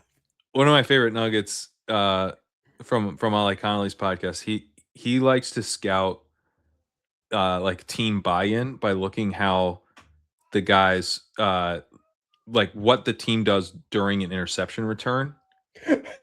Like do they like go block, or they kind of like like just want to get off the field? And so he's like, I can't even check the Jets. You can't even check them. Check how button they are because they've never had an INT. You gotta finish the job, man. They cannot. It's so bad. It's week 17. They haven't picked a single pass off. And they faced the Dolphins twice and didn't get one. So yeah, I mean, you've got Drake May this week, who's what? He's thrown 8. He's thrown He'll excellent. throw one from Yeah, time to man. time. He's not. And then you he's got not Josh close. Allen. They've got Josh Allen the last week. We Josh will throw one from. I guess he doesn't really anymore. He used to. presumably. Yeah. But we got 2 weeks to. That's all I care about the Jets right now. This finish the job. No interceptions. I want to see them. Like, you know, I like to live for history and say, like, I lived through things. Like, I was actually, like, I'm not a Patriots fan, but in 07, when everyone was rooting against the Patriots, I was like, I want to be alive when a team goes undefeated. Like, I think it'd be cool. I'd say, like, I experienced that team. I could tell my son about the team, like, how good they were, and they lost, and people were happy about it. It was a story, too, for Eli, and that's fine. A lot of people were happy about it, but, like, I want to see the Jets. I want to be like, dude, I watch the Jets not get an interception a whole year. Like, I don't want them in 2 weeks to suck out a tip pass, some batted pass the line of scrimmage, or some bullshit, man. Like, they better not intercept a pass these next 2 weeks. Yeah, let's hire a defensive coach. Like, if Mitchell Trubisky, like aggressive defense. If Mitchell Trubisky comes in next week and throws an interception to you, I'm gonna be pissed the fuck off. Like, I'll be so mad. I'm just so mad about this shit. It robbed us of a perfect season. Because think about how hard it is in today's NFL, man, to not get an interception. Like, yeah, it's bonkers. Like, just no variance. Like, the amount of variance that, like, just that didn't swing in your direction. Like, any type of tip pass, a drop ball, like a Hail Mary, like nothing, man. They have no interceptions. You're making me nervous they're gonna get one because I can see it. You know, now I can see, and then they're all excited, and it's like they believed. We talked to Aaron Glenn all week. He said we knew we were gonna get one this week. It's like, you know, they have it's in part of the production meetings, you know, like they're gonna have all the little sound bites to say when they get a pick. And imagine if you're the guy that gets the pick, because the Jets have had a historically bad defense this year, but you can always be that guy. It's like, dude, I was part of this shit show on defense, but you know what? I got our only interception. Like, the rest of these guys, I don't know what they were doing. Like, he's got the ball with him. Like, I don't know what these guys are doing, but I got our turnover. I got an interception. I was carrying these guys. Yeah. You're really carrying them. One pick in week 17 or 18. Because the best part is even if they get 1, it's still the record. Like 2 is the all-time is the record for a season. Oh, wow. Okay. Yeah. Yeah, but 0 would be so good. You got then it could never be broken. Can't be broken. It can't be broken. It can only be tied. Yeah. You got to get into the history books, Jets. Finish, because what do you have to take away from the season? You at least can finish this, because all Jets fans, and they've had a lot of things to poke fun about, but you can always be like, dude, I watched a Jets season and get an interception. Like, this Jets season is to the point where, like, if they just disbanded the Jets, I'd be like, okay. Eventually, when do we just have New York, the teams be one team? Like, this is the year to do it. If there's ever been a year, okay, let me pitch you this. We're combining the New York teams, but they get a new stadium.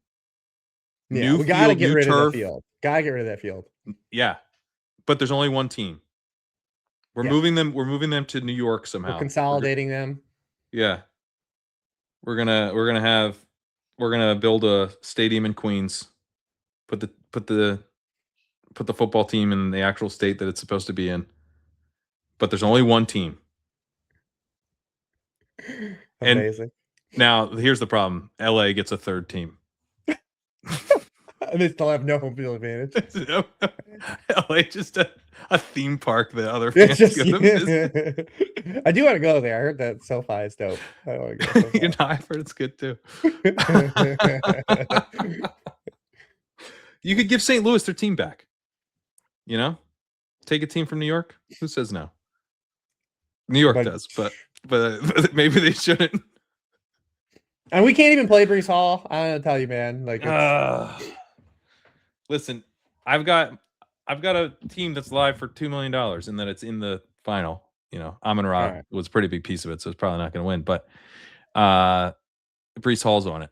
You're telling me that he's not going to go for 40 yards?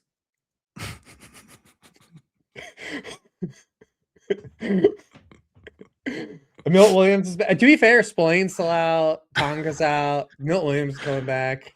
Dude, I mean, like this offense is just not a serious operation, though. Like it's just not. Like No, the last 3 weeks, intentionally unserious. yeah, They're Brees tanking. Hall, RB 47, RB 46, RB 37 the past 3 weeks. I mean, what are we doing here? Yeah, I mean, what I would say for Brees, 80% of the carries last week. He is an unrestricted free agent. He has there, you know, for his own ability to earn money, it would make sense for him to be out there. He'll be motivated. But yeah, I mean, it's pretty bleak. Like this, they are literally tanking. Like this offense is, Yeah, they have tanked the offense. It's in the tank. I'm You still know? very much in the Brees Hall is good camp. It's just, yeah, I mean, this week, what are we supposed to do here, man? Yeah. No, it's brutal. It's brutal. Yeah. Would you start Brees Hall or Dylan Sampson? Probably Brees Hall. Yeah, I would too, but that's the line. I dropped him down Yeah, to I mean, just before that. at least here's what I'll say at Brees Hall: if there's a pass interference in the end zone, you might have a shot to get a 1-yard touchdown run. I don't know if the Browns are going to have a pass interference in the end zone. All right, No, that's a good tiebreaker. No. Yeah. Well, at least Oh if man, there is a goal line carry, I have confidence Brees Hall will get it. Whereas Sampson, I don't know if he will. yeah, no, I agree. That could be Rocket Sanders. All right, I think that covers the Jets. Seahawks at Panthers. Covers it. We mostly talked about It disbanding doesn't the Jets. just disbanding them. I don't even know if Jets fans would be that upset. Like you're catching them at a point. It honestly where, like would you make could talk the we fan would base into it, maybe. exponentially improve their lives, dude. I lived it when I live 20 minutes west of Cleveland, and when the Browns went away, everyone was pissed off, and all of their quality of life improved for all those humans when the Browns left. And the second the Browns have come back, everyone's terrible again. Everyone, like life was just so much better. Like, And just to be clear, when I say disband the Jets, I don't want to move the Jets to St. Louis. no, you just want to get rid of them. I want them to like Let all their be players free go into a agents. pool. Yeah. Oh, Yeah. yeah. They can all be free agents. Actually, they deserve to just go where they want. They can just go where they want. Let's not like make another bad team draft them in some pool. Let's at least let them choose if they want to just take all the hit money. free agency. Yeah, The entire all team's free agency. To be That fair, would be fun. if all 53 are on free agency, how many of the guys signed? Like what percentage do you think sign on rosters? Oh man, I'd have 40, to pull up the Jets 40%, roster. like 40% of the dudes. Well, let's see. I mean, because I don't know if it would be 40. I'm not sure it would be 40. I was trying to just like throw out like less than half, though, right? It's less than half. I mean, sign because look, you got camp bodies and stuff. Yeah. I want final 53. Make final 53 of another roster. Yeah, they've got to be able to make another roster. You right? got to be able to make the final 53 of another roster. Right. I think it'd be less than half. Yeah, it might be less than 40. Good Lord. All right. Saints at Panthers. Saints Seahawks at Panthers. Seahawks at Panthers. My bad. So let's see. Let's talk about the Seahawks here. I mean, it's kind of like, to me, I'm like, JSN looks great. You don't worry about him. Good player. But you've got good players, it turns out. Maybe elite. The thing here is Panthers are not good against the pass. They don't have a pass rush, but they're kind of a run funnel. They looked for a second like they were good against the run, and now they look bad again. They're 25th in DVOA against the run. They have a 59% pass rate against. They tend to be a run-heavy team on the other side. They're going against the best run defense of the league, but also a great pass defense. So they're kind of in a pickle. Probably aren't going to put up a ton of points. So the Seahawks, I think, like this is just a Seahawks game, right? Like last week was not a Seahawks game. We had this giant shootout. This feels like Seahawks getting back to playing Seahawks football, where they play from ahead, but probably with an efficient passing game as part of it. And, you know, JSN, I like JSN here. I think he could have a really strong game. but as part of a pretty small passing pie that he just dominates. Yeah, what's interesting here, I think, about this matchup in Carolina in general is that they've been very good against like these types of offenses all year, which I don't really know what the reasoning of that is. I don't know if they're like disguising coverages or disguising looks, but they've only allowed one QB1 score since week 8. And look at these guys, though, that like fall under the same kind of offensive umbrella that they've played. They only up 11.6 points to Stafford. Now, Stafford was efficient in that game. There's the turnovers kind of what we're doing, but they did the same thing to Brock Purdy. They also on ran Monday a ton night. against the Rams and kind of played. Yeah, but they did the same thing to Brock Purdy. Like Purdy was objectively awful in that Monday night game. They did the same thing to Jordan Love. So like they've kind of been really good against this coaching tree the entire year. And it's I would love for someone to explain. Like, so there's definitely a ball knower that probably has some great rationale for this, but they've been really that's interesting. Yeah, they've been awesome this year against the play action pass and under center passing. Like they're like one of the few they've allowed the lowest yards per pass attempt on play action passes this year. And the lowest, and like this is what the Plains built out of in Seattle. And it's like these offenses they've kind of like thrown a wrench into all of them.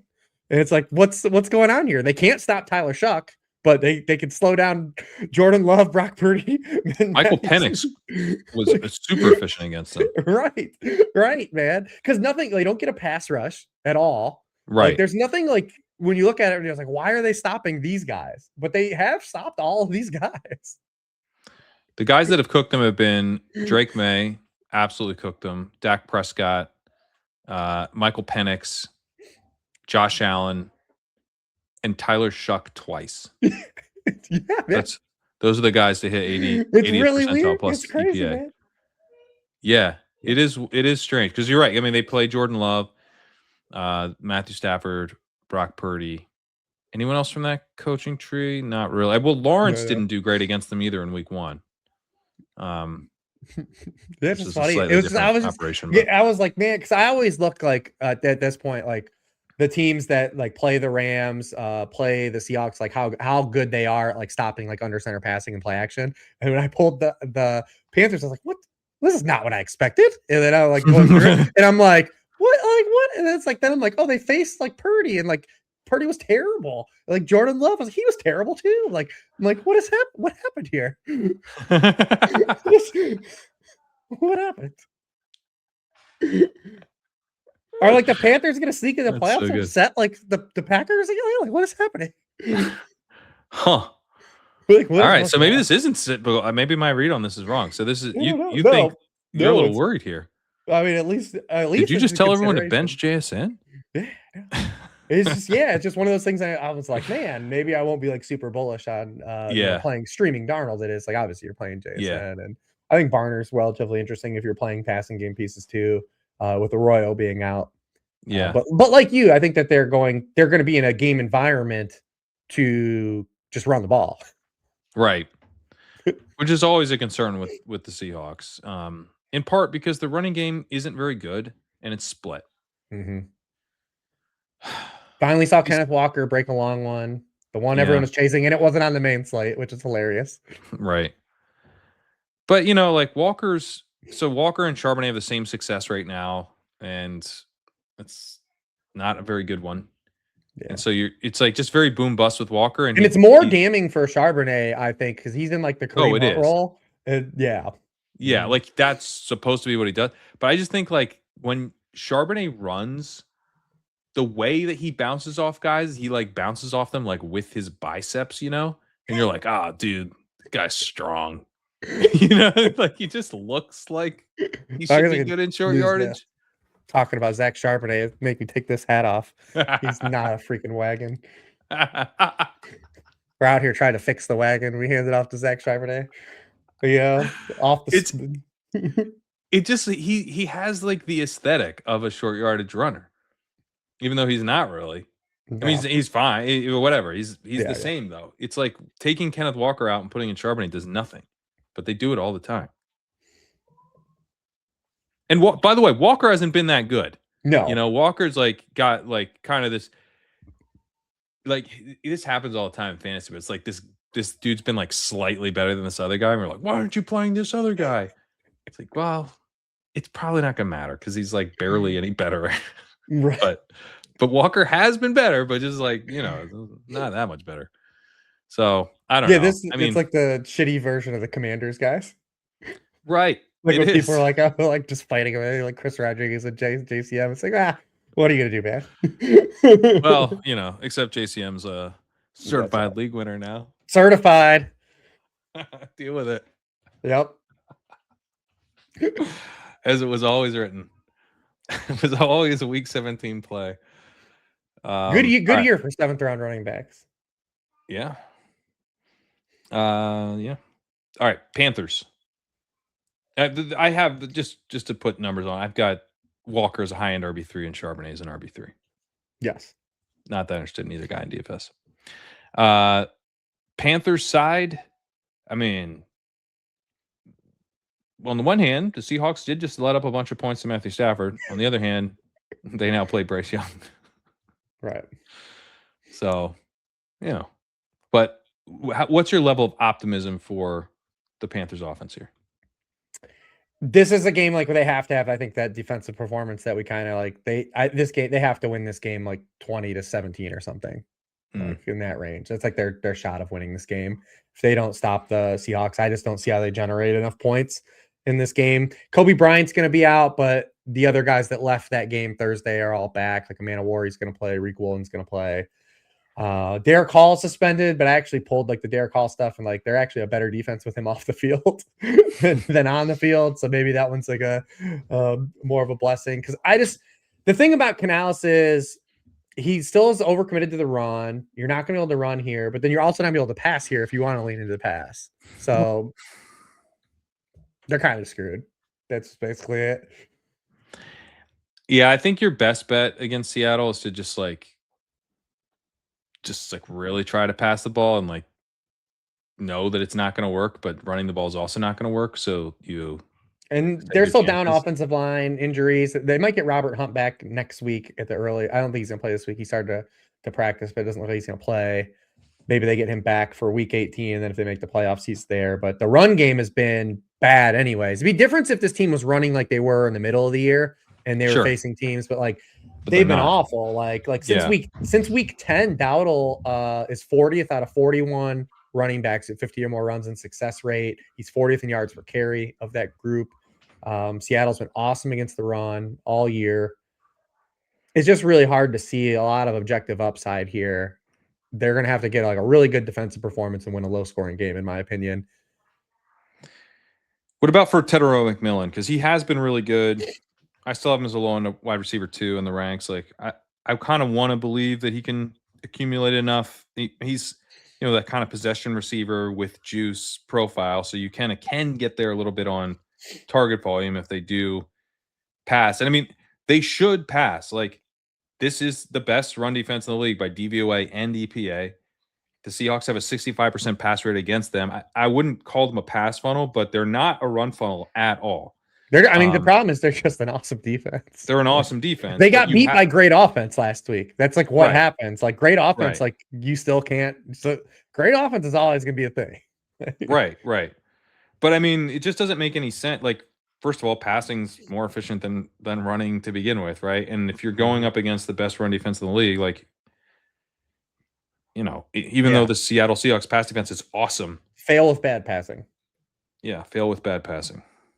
Be the Cardinals. Yeah, I mean it's tough because you don't know about the volume. I mean, obviously we got the 10 targets last week. They were kind of pushed to throw a little bit more. You hope we get that the week before, but he had 5 receptions the previous 3 games total. So like, he's still very volatile. A little probably more touchdown dependent. He's going to be real tough next year, right? Like because we know that the talent is there. He's going to probably fall into like a really Rorschach test area, probably of like you can make both cases. But man, if Canales and Bryce Young are still there, like how are we supposed to be that excited about the optimal outcome? Yeah, I mean, this is just one of those things when a guy. So he was the 8th overall pick in the draft, and then immediately comes in, establishes himself as the clear-cut number 1 in his offense, and posts somewhere around 2 yards per out run. He's at 1.89 now. You know, he'll be somewhere between 1.75 and 2 for the year. I'm just going to be in on that guy. Like, you have to make that guy really expensive for me to not be in him, because that's like That makes the sense. dudes that become like JSN did it as a third year player, right? But like, we see the guys who are like, oh, this is like a dude, you know, he added another level to his game, and now he's like unstoppable. That's what they look. It's not to say like he will definitely become that, but those guys look like this a lot of the time before they You're right, but become he's those guys. probably gonna be still a third rounder though, right? Like, because shit, we were Yeah, taking I will Marv. be slamming him in the third round. We were taking Marv there, not us like in general, but like the collective. We like Marv had an ADP in the third round. Right, but I So mean, this is a much more that's what I said. successful Yeah, season yeah, than Marv. Yeah, correct. And Marv still had all those questions. Like, no one believed in Kyler. Like, no. right. Marv, we were doing it basically like, hey, you know, it could work because he was such a good prospect. But I mean, to me, this is a profile that we typically price in the late second, you know, where you have like, where you, yeah, Yeah, you're it's right. somewhere around there. So if he's not at like the 2-3 turn, I'm gonna have a big old bag, Yeah, and I'm yeah. happy to draft him there. But I just think that's when I'm like, oh wow, this is a discount. Like 2-3 turn feels like, you know, I mean, it's not as exciting as Brian Thomas rookie season, and what he was a late first round. So there's, you know, it's a discount on that. Yeah. But he was But a I better don't know he that was I. a better prospect than Thomas. Oh, for sure he was. Yeah. Um, I mean, the NFL thinks so too, because he went quite a bit higher. So yeah, I mean, I think he yeah, 2-3 turn is probably about fair value, I would say. Because like Yeah, and you yeah, should have to pay for the upside of this profile. This profile comes with like that's what it's upside of gonna like, come down oh to. That's god why damn, at first dude. when I said that, I was like, "Oh, maybe he'll be a fourth rounder," and then I thought about like, "Nah, we were still taking Marv and like Marv a Yeah, third, and Garrett Wilson was still going the year right, before." It's like, right, so it's like, right. he's not gonna get that low.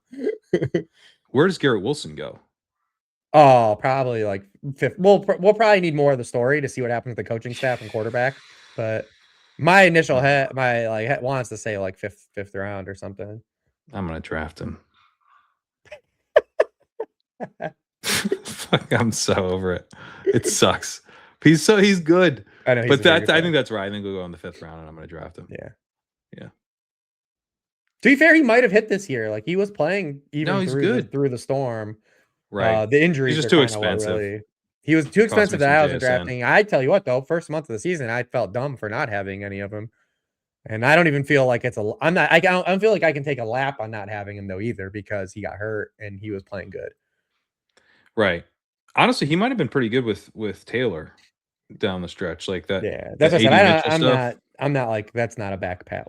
Like, Yeah, yeah, yeah. the only thing I will say that I feel good about it is that I was taking JSN over him every time, and that I do feel good Well, about. that's good. Yeah, you take a lap on that. That I feel good about. Yeah. That's not even a like a Slansky Bucks take. Like that hopefully Yeah, will yeah. make you some real money this week. I mean, there's no way for you to know if it'll make you money because you haven't checked your finals teams. Not those, but I do have JSN. I'm in the finals in an industry league, one that's like actually like pretty competitive. And I got JSN in that league in the third round. I'm facing Sigmund Bloom in the finals. And what's funny is Bloom got a Jainty team through. And now Oh I'm like wow. terrified because now you got Jainty through, who is like I would have never been scared of to this point. And now I'm like, oh, wait a second. Am I scared of Ashton Jainty? Like, son of a Yeah. bitch. But I do have JSN I in my think finals. yeah. We'll get to Genty. I'm excited Yeah. about him. All right. I think we can move on. Let's go Yeah. to the Giants at the Raiders. Let's talk Raiders side first and tell me where you're at on Genty. I mean, it makes sense, right? Like I will say this. There's be two different conversations that we have here. One is just Dash and JT spot. It's like I would say out of all the things that happened last week, he was the most surprising thing that happened. Of all the plays that either busted or hit last week. I think Ashton Jainty's game against the Houston Texans was the biggest outlier of them all. 11-point team total on the road against that defense to have a 30-point game. I mean, I didn't see that coming. Not only that, he became the first player since Darren McFadden to have a receiving and a rushing touchdown over 50 yards in the same game. Entering the game last week, he hadn't had a run of over 15 or more yards since week 4. Wow. And like, so I think like he was the most surprising thing. I will say this like about JT too, like when we take like the step back of like the offensive environment stuff, and like the schedule has been an absolute shit show for these guys. His past 9 games have been Chiefs, Jaguars, Broncos twice, Cowboys after the Quinn Williams trade, Browns, Chargers, Eagles, Texans. This is the best layout he's had in a long time. He's a home favorite, slight home favorite, against the worst run defense in the NFL, and Colton Miller could be playing in this game. They're not. The Raiders are not playing anyone else. They're shutting guys down. How are they playing Colton Miller? Because I saw Colton Miller playing, I'm like, they're literally like they've got Max Crosby storming out of the building because they're telling him he's not going to play again this year, and they're going to play Colton Miller. Yeah. What are you talking? They shut that. They put Brock Bowers on IR for an injury that he's been playing through for 2 months, and they're going to play Colton Miller. I don't get it. No, it makes no sense. I mean, they're still playing Geno, which again, well, that makes sense. Yeah, well, that makes plenty of sense. But you feel good. So season-long stuff, if you got through, like Bloom against me, like this is and objectifiably, like this is as good as it gets in context of this layout. So maybe it'll be the inverse and he'll fail because of this, because he hit last week. But from DFS stance, like this guy is tracking to be 40%, to like one of the highest owned plays we've had of the year. And to me, like if he's gonna be that popular, like I'm definitely gonna play him because like I said, but like not at the rate the field is. So like I'm looking for alternatives, not just in his price point. Like how can we get leverage on him? And we joked about this last week. Is our guy the cardio king in play this week? Trey Is the Tucker? cardio king? No Brock Bowers. Man coverage heavy team. They give up splash plays left and right. They've allowed the most completions on throws 20 or more yards downfield to wide receivers. Oh, is this the uncut gems meme? This is how we win. This is how we win. Is the cardio king? Is this who you were thinking about when we brought up Rowan Wilson earlier? Wait till they get a load of this. Pat, he's going to be on the field 100% of the time. I like this better than the Roman Wilson play. I will give you that. I don't love it. I don't want to do it. Wouldn't the leverage be Michael Mayer? Yeah, well, then Michael Mayer. Obviously, he's obviously going to be popular too, though. But yeah, but the passing game in general, we're not doing Geno Smith sacks at all, guys. We're not doing that. I'm just. But yeah. Sorry. I didn't realize Mayer was going to be like massive chalk. So yeah, I mean, Mayer, I think is 2,500. Yeah.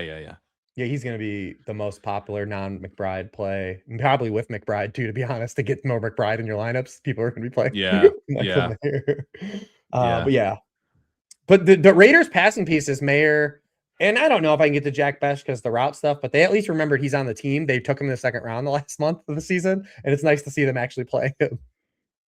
No, he's out there. He's out there now. Yeah. God, I don't know, man. Tucker. I'm looking at Tucker maybe being a little chalky. That's what I'm seeing. Oh, really? Yeah. Man, this can't be Good true. Lord. Do you so this tank? So the Jets tank job, right? Aaron Glenn seems like very in on the tank. Mm-hmm. You know, he all indications are he's gonna be back. This is almost like part of the plan. Mm-hmm. They told him like it's fine. Yeah. What's the practice where you like light a field on fire before you like plant stuff? You know? Oh yeah, I don't know. That's what they did. Exact terminology is. He like literally just burned the roster and is now, but he's in charge of replanting. So he's on board. This is like a fake tank. I actually think they just win this game. Well, that's what I'm getting to is like Carroll is not in on this tank. Carroll's not. Geno's not in on it. Geno's never going to start again in the NFL. Right. So this is and you know they're having to go around and shut down players. Like this is like the villains in a movie, you know, like they're like, you know, like the corporate execs coming down, you know, the private equity guys are like, you're not playing, Max, and he has like a storm out, and then somehow he sneaks back in the building. You're driving our stocks up too much. Yeah, at the end of the year. At the end of the year. It's a Christmas movie. Yes, it's a Christmas miracle. The Raiders won. I honestly think it's a different vibe. Like I think this team will, as soon as you get this group of players on the field, you can't stop them from winning. This reminds me more of like Lovie Smith winning that final game with the Texans, costing the number one pick. This group of humans does not give a shit if they have the number 1 pick, and they're not playing to get the number 1 pick. I think that's why they shut Jets, Crosby out. He said it. He's like, I don't give a shit about the number 1 pick. Yeah. So I don't know, man. I kind of think the Raiders, they might play their hearts out here. This might be. I don't have any concerns. I mean, some concerns, but I'm willing to bet on the Raiders to kind of like play to win in a way that like I just don't think the Jets want to.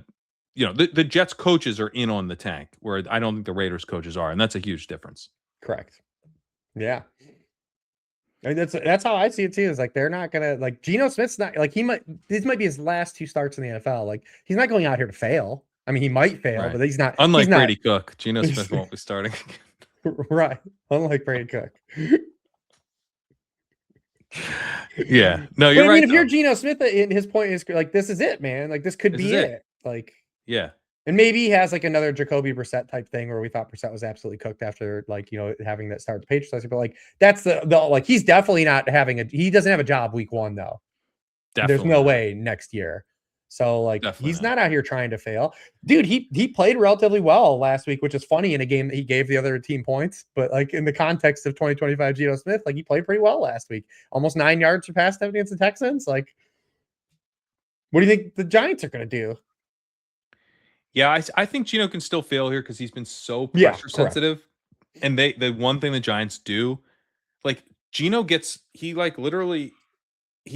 into the middle of the pocket and just gets like crunched, It's like watching an implosion. It's really, and that can happen to him against the Giants a bunch of times. He's not, that part of his game is just completely cooked. So there's definitely still floor. We are talking about the Raiders. We are talking about a team in contention for the number 1 pick. But I don't know. They're a little bit easier to think about like exceeding expectations than a team like the Jets for sure. Thoughts on the Giants side of this? I mean, Jackson Dart rebound spot, I would say. But like how much do you think, like where's your head at on the Giants? And well, first of all, I guess we should do the zoom out on Jackson Dart. What are your thoughts on him heading into the offseason? I'm still I'm still pro with you. Like I think he was clearly the best quarterback of this class in terms of offering upside too. I think that some things pulled down way at the end of the season, obviously the injury stuff, but he'd still be the guy I would be most kind of optimistic on having. If you're going to tell me there's like the very loose Josh Allen like range of outcomes, like he'd be the guy I would say is still it. Yeah. And some of the concussion stuff like can come and go too, right? Like we've done it with Devontae Adams, like stuff that was problems with guys early in career, and then like it becomes foregone.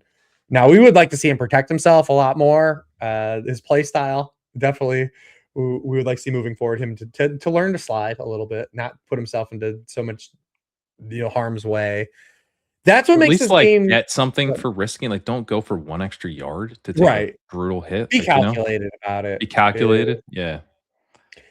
But yeah, I mean, I'm a little more, I think, well, there's a couple things here that I'm not as so much down in the field because it's hard to diagnose because the first game, Kafka was the head coach. He comes back, Dart that is, and they're very conservative with him. They don't really call any designed runs. They're losing to the Patriots. They're way below pass rate expectation. And everyone's like, oh no, is this what they're going to do the rest of the year?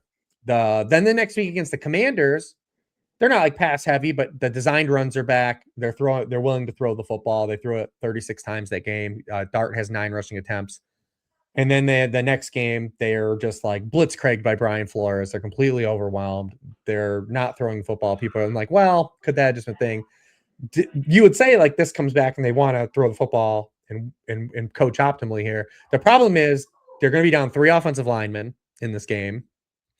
And yeah, maybe now no Max Crosby. No Max Crosby, but they're down their left tackle. Yeah, they're down their best offensive linemen. So like that's in the range of outcomes. They're just a hard team to get a grasp on in terms of like predictability. But I still think if you're talking about this game like in range of outcomes, this would be a spot where you could at least say like, yeah, it's hyper. There's way more volatility now infused into this spot, but there still is a position here where Dart has a good game and it is effective. I agree. I don't trust Kafka. I don't think I don't think whatever he's trying to do. No one knows what it is. Yeah, well, I think I have a guess, and I think it's let's not get Jackson Dart hurt, and let's not have my reputation get ruined. Like let's have this be a fairly forgettable stint of me in charge because I'm not getting this head coaching job, Correct. and I don't want this to be like a defining moment in my career because it's not going to be good enough for me to want that. So I think that's where he's at, and so it's like let's run the ball, let's get these games over with. If Dart doesn't have it, then I'm going to literally have a minus 36% pass rate over expected on 1st and 10, which is what they had last week. Minus 23% pass rate over expected against the Vikings. He just like refused to pass the ball last week. I don't think he'll do that against the Raiders. Against the Commanders, they had a 69% expected pass rate and passed 66% of the time. I think it's more likely we get something like that from a PROE perspective, but I don't think the expected pass rate will be that high. So, maybe we get an average pass rate here. Maybe would be nice. But yeah, I don't trust Kafka to like play aggressively, both from a pass rate perspective, but also from like trying to score points, taking smart chances. Mm-hmm. I guess from a zoomed out perspective, the thing that concerns me about Dart is like it reminds me a little bit of some of these like tweener rushing quarterbacks, I guess, where you're like a Trubisky, where it's like, hey, this guy, like you kind of need to like utilize him as a two-way, player. But and then like a coach will do that for a while and then they'll stop. And it's like, hey, this isn't working. Like he needs to run. Like you need to treat him like he's Jalen Hurts. Like if you have him like as a drop back passer, it doesn't really work as well. Like that, he's not good enough at just that. He needs the threat of the run. And I think with Dart, because he doesn't protect himself, that we're probably going to have, and like it's a narrative that's gone like, like ownership clearly has like thoughts about this. Like they don't want to see this guy get hurt. They're like trying to protect the investment, but also like in order to maximize the investment, you need to let him run.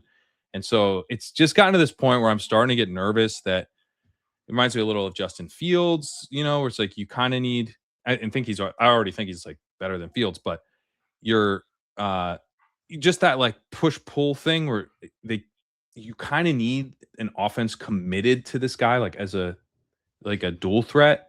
He's not like Lamar Jackson level dual threat or anything, but I think you need the threat of the run with him, kind of like Hurts. You do. And if you just like try to make him a pocket passer and like a really conservative offense, then he's just like, it's just gonna kind of suck. Yeah, especially with these pieces like this offensive line. Yeah. Like maybe it looks different next year if you have neighbors and you want to do a pocket passing game and the offensive line's in better spot. But this iteration that we have on the field Sunday, that's just not success. You're just not going to be successful in that capacity. That's what I was like kind of hoping Dayball would somehow ride this out, because I'm like, this is working. Like the Dayball Dart thing works. And I get, and you hear about like kind of the culture of the team and everything, and maybe that was never going to happen, but that's what worries me. I'm like, I'm going to be very focused on what the hire is and what kind of the plan is around Dart, and I hope that it's around something that actually maximizes what Dart is. But if it's something like, hey, they were using Dart all wrong last year because he's actually like a great point guard, he's Jared Goff, I'm like, oh damn it. We lost another quarterback. But I think Dart has the most upside of the three guys. I do too. Yeah. So I would like, I think it can work out, and I'm really, really hoping he gets someone to help him actually succeed. I'm just not sure it happens. But yeah, I mean, I think this week, this is like a little microcosm of that whole thing. It's like, I think Dart could smash this matchup, but will his coach let him? Correct. That's exactly. And yeah. And you know what the nice thing about Dart is that Dart's kind of nuts. So maybe he just starts running around and makes things happen. Can't help it, man. Once I'm doing the thing. Once I'm already doing the thing. Any thoughts on Tracy in the backfield? Yeah, I think he could be solid, especially with Crosby being out. Offensive line injuries, obviously, the amount of offensive line being out is adds a layer of volatility here. It's the same thing, right? Like just up and down the line, just degrees of volatility, but you have an upside outcome to, I think, play for. And then this one in particular, you have that if they just want to play conservatively, it benefits him. Yeah, and then You had some good stuff on Wandale, not really fitting as well with Dart. Are you still kind of a little bit less interested in him? Well, from anytime like the Sims are pushing Wandale, it's because the Sims are taking into account like the season long stuff, right? Like the Yeah. season long target shares and like Yeah. and like the snaps that Wandale has played this year with Dart and Slayton like tell a completely different story than the season long numbers do, because he's had, Mhm. obviously the two big spike weeks without Dart, and Slayton's missed a chunk of time. But this year with Slayton and Dart together, he's averaging 0.97 yards per out run. Slayton's at 1.70. He has only 5 more targets than Slayton on those routes together. And this is a large sample size. Like, we're just short of 200 routes on these plays. And in particular in this matchup, there's a lot of signal for Slayton because Patrick Graham, big single high cover 3 play, and that's been where Dart has wanted to push the ball to Slayton, is these single high looks downfield against cover 3. He's targeted Slayton 30% of the time, just under 3 yards per out run. So if the Sims, and when we flip this over, if you're making your team Saturday night, like definitely go and check ownership and stuff to see like where Wandale's at. But if Wandale's tracking to be really popular, you've got a really cheap Darius Slayton. He's gone under 4K now. So you have a very cheap I like the call. Slayton. So like he would definitely, I would play Slayton over the Cardio King, but he's more of a leverage play if like the field wants to play a really popular Wandale. I like to generally go against that. And there is like signal for it, not just fading like player I perceive not to be as good as the field playing a lot. I think there's actually data that backs it up, because the Sims just factor in so much stuff that didn't happen with Dart and Slayton into season long stuff. Right. Yeah, and one of the things I will do is I'll actually adjust the projection of a guy like Slayton, because I think, or Wandale. Now Slayton, if you're gonna get on this train, because I've done it a couple times, this dude's gonna drop a touchdown. Just want you to be ready. This guy's gonna drop a touchdown. Every week I've played Darius Slayton in DFS, this dude's dropped a touchdown. Just be ready. What a pitch. What a pitch. I like to lose in fantasy knowing that the process was wrong and right at the same time. I think week 1 we had a phrase that you coined that I brought up, called that, like, you coined this. You said, "What if we lost our money in a very predictable fashion?" And buddy, I'm trying to ride this thing through 17 weeks later. Let's go. No interceptions. Yeah. Oh man. All right. Let's close it out here with a little question. Well, let's get a little personal. Have you had your wisdom teeth out? No, I haven't. Wow. I've not. So they just weren't impacted? You just got normal. You Yeah. got enough room in your mouth for extra teeth? I have a big mouth. It's pretty badass. People have been telling me this. People have been telling me this in the comments. Like, it's shut up, Rich. I do like seeing teeth though, injury teeth. I like that. Yeah, yeah. So I got my wisdom teeth out in high school, and then my wife just had her wisdom teeth out like it was about a month ago now. Oh, well, see, so there's still a chance I could have it then. You could end up needing. They might try to get them out, but they're impacted. This is all. They're always impacted, right? Oh, you got to get them out because they're impacted. Going to create cavities, whatnot. But it's like a glacier, It's like the tooth's moving into another tooth. It's like happening slowly, I'm not a dentist, but my understanding is that I've never heard of emergency wisdom teeth removal. Right, we have to do this now. I don't know of that. Yeah, it was Marv's appendectomy, like that. Like, we gotta get this out of you. Burst the tooth. Yeah, the tooth is just chilling. Basically, it's slowly creating problems. But here's the question: how long has it been a problem? And they finally were like, dude, it got to the point where it's like that's a good. So either they were like, we need to take your wisdom teeth out, and they're like, how does December 24th sound? And he's like, I can't think of anything going on around then. Like, okay. I mean, first of all, this is like Christmas week. So it's already kind of a crazy week to get your wisdom teeth out. And then also, you play football, man.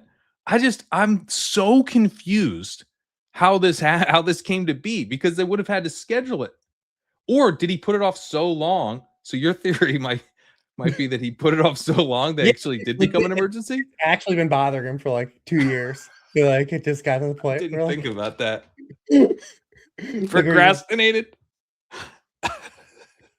this is why he's been so agitated though. Like we found out, like people thought it was because of the targets. People thought it because he's been getting targets for a while. Like this dude has been like he's had mouth pain for the whole like 2 years.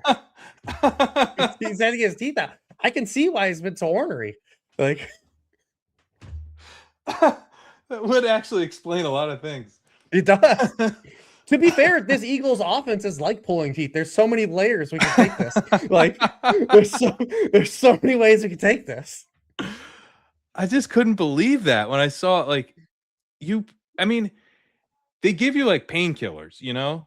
You get like Percocet and shit when you get your wisdom teeth out. Like it's and Brittany was like kind of knocked out. Like she like slept, you know. It's like not. I mean, he missed practice Wednesday and Thursday, but I'm like, and then you literally have like holes in your head where your teeth were that you have to like worry about, like, you know, not getting infected and stuff. It doesn't seem like something to do before a football game. Is all I'm saying.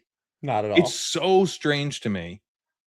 And, you know, I don't know. He doesn't have an injury designation. Full practice today, I think, or he was at practice. I didn't see if it was limited or full, but he didn't have an injury designation. So it's probably nothing. I mean, you know, these guys have surgeries and play, you know, they get like hand surgeries and play the next week. You know, these are professional athletes. We're not the same. But this was one for me. I struggled to get my head around this one. Given like it's not elective, right? It's not elective, but it's schedulable. Like just wait 2 months, dude. 2 more months. It's extremely odd. Anyway, thoughts on the Eagles offense this week? Exactly that. Like when is someone going to pull the wisdom teeth out of this offense? That's how I feel. Well, this offense was built to attack the Bills in certain ways. Bills have a terrible run defense. They're a run funnel. Saquon Barkley's had an awful success rate this year, running back 58 in success rate, but he had, you know, still has some breakaway. He's running back 10 breakaway yards per game. But his best games this year have come against like identifiable matchups. Like you look at like his best Giants, 100-yard games, Giants, Commanders. Yep. Like these are like this is it. This is the spot. This game this game's gonna have a lot of running in this game. So I like Saquon a lot, especially as a tournament play. I do too. He was one of those guys. I think, but both these guys are in play for tournament play. For pay up running backs. Definitely Saquon stands out because the match. Wish Lane was playing. Lane's already been rolled out. It feels like Lane's been been playing for like a month and just can't get him on the field. I know. Wish he was playing though, but Buffalo's 30th in yards per carry. Also, 43% of the fantasy points allowed by the Bills have gone to running backs. It's the highest share in the league. So it does line up, I think, for Saquon here to take advantage of this team, especially in this game environment. It's supposed to be not cold, but like raining and like not great weather in this game. Like not anything where like it's panicking like to shift the outcome of the game, but it probably makes these teams even more conservative than they already have been because they've been ultra conservative teams. So there's a reason why like this game when is Eagles Bills, like the total is not like when we saw like Rams Lions a couple weeks ago. It was like high, like this is a low total for these two teams, and there's a reason for it, and it's by proxy of the way both these teams are playing in terms of controlling the clock, not running a lot of offensive plays per game, and I think that we're going to see a lot of that from both sides here. Yeah, why are we going to see it? Just remind me why we're going to see it from the Bills side. It's so dumb. Yeah, because they hate fun. And their lead wide receiver is Brandon Cooks. That's not true, but it's almost true. Both tight ends are hurt. Actually being true. Well, the whole thing was they started to build the plane out of like the tight ends, and they're both hurt. Are they? Isn't the number one tight end here might be Jackson Hawes? It might be. I'm Yeah. excited to see Hawes unleashed. Yeah, but both Knox and Kincaid are banged up. It sounds like they could be goes, but not 100% goes. If both of them sit in a week where Michael Mayer is chalk, I would be kind of excited to play Jackson Hawes. You can't stop me from playing Jackson Hawes. I mean, I can't stop you. I can't stop you. You're right. That's my Trey Tucker, Jackson Hawes. I mean, I want both out because you're not getting you're going to get like 30% route participation if not Knox will just take everything. But if Jackson Hawes will run routes and has been kind of fun. If if both Kincaid and Knox are out, I'm into it. Yeah. I would assume that he's going to be the Dawson Knox next year. We've talked about it a couple times. Yeah. No, he will. He will. Kincaid's going to be in the same role next year. Yeah. The difference here, I think, of the two sides is like you can actually make a case, I think, for the Eagles passing game when they do want to throw.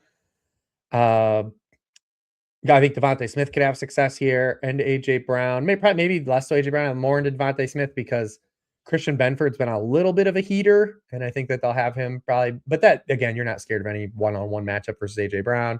But the Bills, like, even if they want to throw, I don't even know if they can have success throwing here with the dudes they have. And maybe it's just Josh Allen is that good, but against this Vic Fangio defense, like this defense is so good, and they just don't have guys. I think this is going to be they have Josh Allen. Like they do. You guys. You have the guys. You always have guys if you have Josh Allen. That is true. Like, you're right. Like Tyrell Shavers is a guy now. Congrats, Tyrell. You play with Josh Allen, you're a guy. Khalil Shakir is a guy because he's played with Josh Allen for like 3 years. If Khalil Shakir was on, he'd been on Raiders this whole time, he wouldn't be a guy. We wouldn't know who he is. Right? Like, yeah. He's the guy maker. Josh Palmer's a guy. You're a guy now. You're a guy. Be a guy. I just throw the ball. If they throw the ball, Josh Palmer's a guy. Both these teams have been really bad against running quarterbacks this year too. So yeah, probably so see frustrating. A lot of design run game stuff here. I'm rooting for the Eagles in this game. Yeah, the Eagles are kind of in a weird spot, right? They don't have a lot to play for here.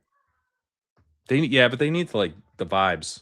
They do. That's what I was trying to bring up when someone was telling me about, like, it's because being a little more bullish on Saquon. They're like, well, they don't really need Saquon. And I was like, but this team does need to finish strong. Like, there's no way that, like, they don't feel good.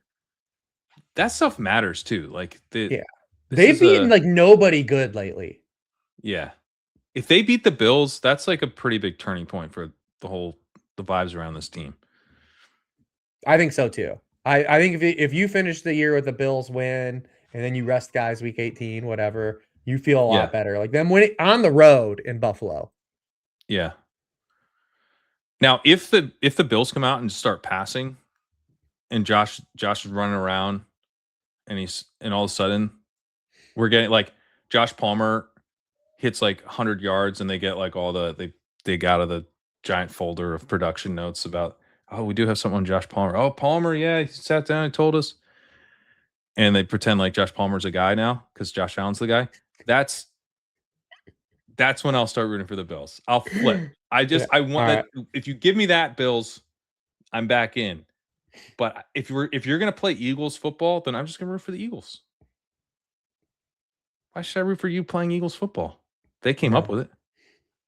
And it's a problem. I think as a football fan, and this is completely subjective. You probably disagree, especially like I kind of want it to be. I think my Super Bowl would be Bills Rams, but I don't have any confidence in the Bills beating 4 good teams in a row with this defense and these wide receivers. Like it's just a lot to ask Josh Allen. Like he has to be like. I don't want this version of the Bills to make the Super Bowl. I don't want. The only reason I would want that is that Joe Brady would maybe then get hired as a head coach. But this version is such a suboptimal version. It is. Like we have so many years left of Allen's prime, right? Mm-hmm. But also not like that many years. So we can't just like piss away good years, Like it's reached an inflection point. I think we're like, this got to get fixed. Like this is just a crappy way to design a Josh Allen I don't think team. They see it as a problem like we do. They don't. That's why I'm rooting against them, so that they will start to see it as a problem. That's a great point. You're right. We have to. I want them to see this as a problem. You're right. You change it. You change it in one sentence. You change your mind. But I have to root against these guys. I have to root Yeah. against them. For the sake of the Bills, we need the best thing would be if they miss the playoffs somehow. Yeah, which that's I don't not think gonna they happen. can anymore. I don't think that Yeah. yeah, I don't think But that I was rooting for them to miss the playoffs. Like that's where my You're head's right. at on this team. You're right. For the sake of the Bills, they need to fail. But I'm not Wouldn't it be great excited. if they lost to the Steelers in round 1? Like that level of failure would be good. They need it. They do Clean need it. house, that you might even be able to get rid of McDermott if that happens. Like you have Josh Allen, man. Like any head coach, like the next up and coming offensive mind, you could poach somebody else. Like you've got. It's been like you said, it's been frustrating. nuts. It's been frustrating all year them running the offense this way, and it's criminal. It's criminal activity, to be honest. Like this is like football arrest. If like we do citizens arrests in football, Yeah, like we would absolutely do this. Like we would use our first opportunity to arrest Joe Brady. To arrest Joe Brady. That's right. That's right. I mean, he is acting like Dave Canales. He's acting like he's got Bryce Young. Like I gotta hide this guy. Oh God. Well, I mean, I think honestly too, they're part of it is they genuinely believe this is like the strength of their team because the receivers are bad. But like also, this is you could have done something to not make this be the case. It's like you could have gotten guys. I mean, because the offensive line's good. James Cook's been awesome. Josh Allen's awesome. It makes sense that like they're identifying this as the strength of our team, but also this should not just be what the whole plane is built out of in the 2025 NFL football. Like. No, and I'm not suggesting they need to like drop back constantly. But like you can play like the Rams, where you have like a lean to the pass, but you're a really good team, so you don't have to pass constantly. But like you're prioritizing the efficiency, specifically thing, or like the Colts. The Colts, like when things were clicking, they were passing more than you would expect on 1st and 10, even though the heart of the offense was Jonathan Taylor. But they're using the threat of the run to create more efficient passing opportunities. They're prioritizing the passing game very intelligently because Steichen knows what he's doing. Well, that's the most damning part of even trying to bring up the personnel counter argument is that anytime that this even 2025 version of the Bills has been pushed to throw, they've been successful at it. Yeah. And some of their losses, they've only scored like 20 points. Right. Come on, man. Like the Bills should never really be losing. All their loss. I'm looking at it right now. All their losses, all 4 losses, they scored 20, 14, 13, 19. There should be one of those in a season. So that should be like one. Josh Allen in his prime just won the MVP, playing well enough this year to win another MVP, but probably won't because of how suboptimal this offense. Like that's the other thing. Like he should win back-to-back MVPs. He's playing at that level, and they're not featuring him. So and they're losing games because they're not scoring enough points. So he's not going to. Like they're literally costing this dude an MVP. He is the MVP. He is the most valuable player in the league. If we're doing the actual most valuable player criteria, which definitely has not been the case for. Right. But I'm yes, 100%. 100%. I would love for it to be Drake May, but it's objectively it's Allen. Yeah. Allen is the most valuable player in the league. Clearly. The Bills would have like 4 wins without him. 100%. They would have 0 wins without him, probably. They would have 0 into that death. Maybe 1 because they would have faced Brady Cook, I assume. So maybe they'd have 1. Yeah.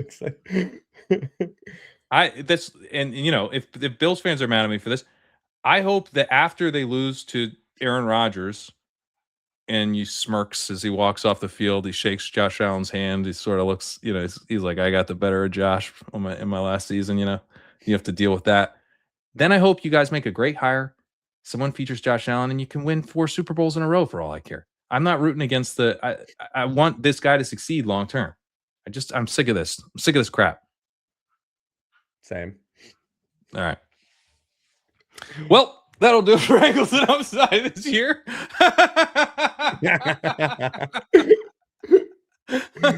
Close it up. All right. Tell people what you got going on over at Sharp Football Analysis. Yes, Sharp Football Analysis. I will be writing up the playoff games. No week 18 games for me. I still do rankings and DFS stuff for week 18, but no worksheet games just because it's like impossible to like with all the injuries and moving parts and stuff. It's just too much. It's like pulling my teeth. It's like getting my wisdom teeth taken out that I still have. So not doing that in week 18, and that's why we're not doing this. I saw some people pitching some ideas, and maybe we'll talk about it. But like maybe when we do prospect stuff, we'll bring this back and maybe do like an Oh angle yeah, website, like that'd be prospecting cool. or something like that. Do some stuff like that. Like some of those ideas. It's been great to do this show. It's been a blast doing it. I appreciate everyone coming along for the ride and all the positive feedback that we've gotten. I'm just grateful, man. Everyone have a happy new year. Yeah, this has been so much fun. Really, really happy that we added this year, and really appreciate all the kind comments and how much you guys have enjoyed it. It makes it a lot more fun to do as well. So, I like that prospect idea. Some people had talked about like playoffs and stuff. For me, I don't write the walkthrough during the playoffs, and like so much of this is like talking through like I've got these ideas Mhm. I'm thinking through and then kind of like bouncing those ideas off of you. And if I don't have, it's just like a lot tougher to kind of come in like cold in that way. Correct. But the prospect stuff, I got ideas. Yeah, I write the, maybe we bring something back for that, and maybe yeah, we make a that's thing. interesting. We mix in the ways to make angles and upside be not just we can branch off in the off season to We where can we can branch off. Yeah. intermediately hang out and see each other. Yes. I like it. I like it. Well, we'll have we'll put out news of whatever we decide to do with that. But until then, good luck in week 17. Hope you guys ship something. Hope you have a good DFS week.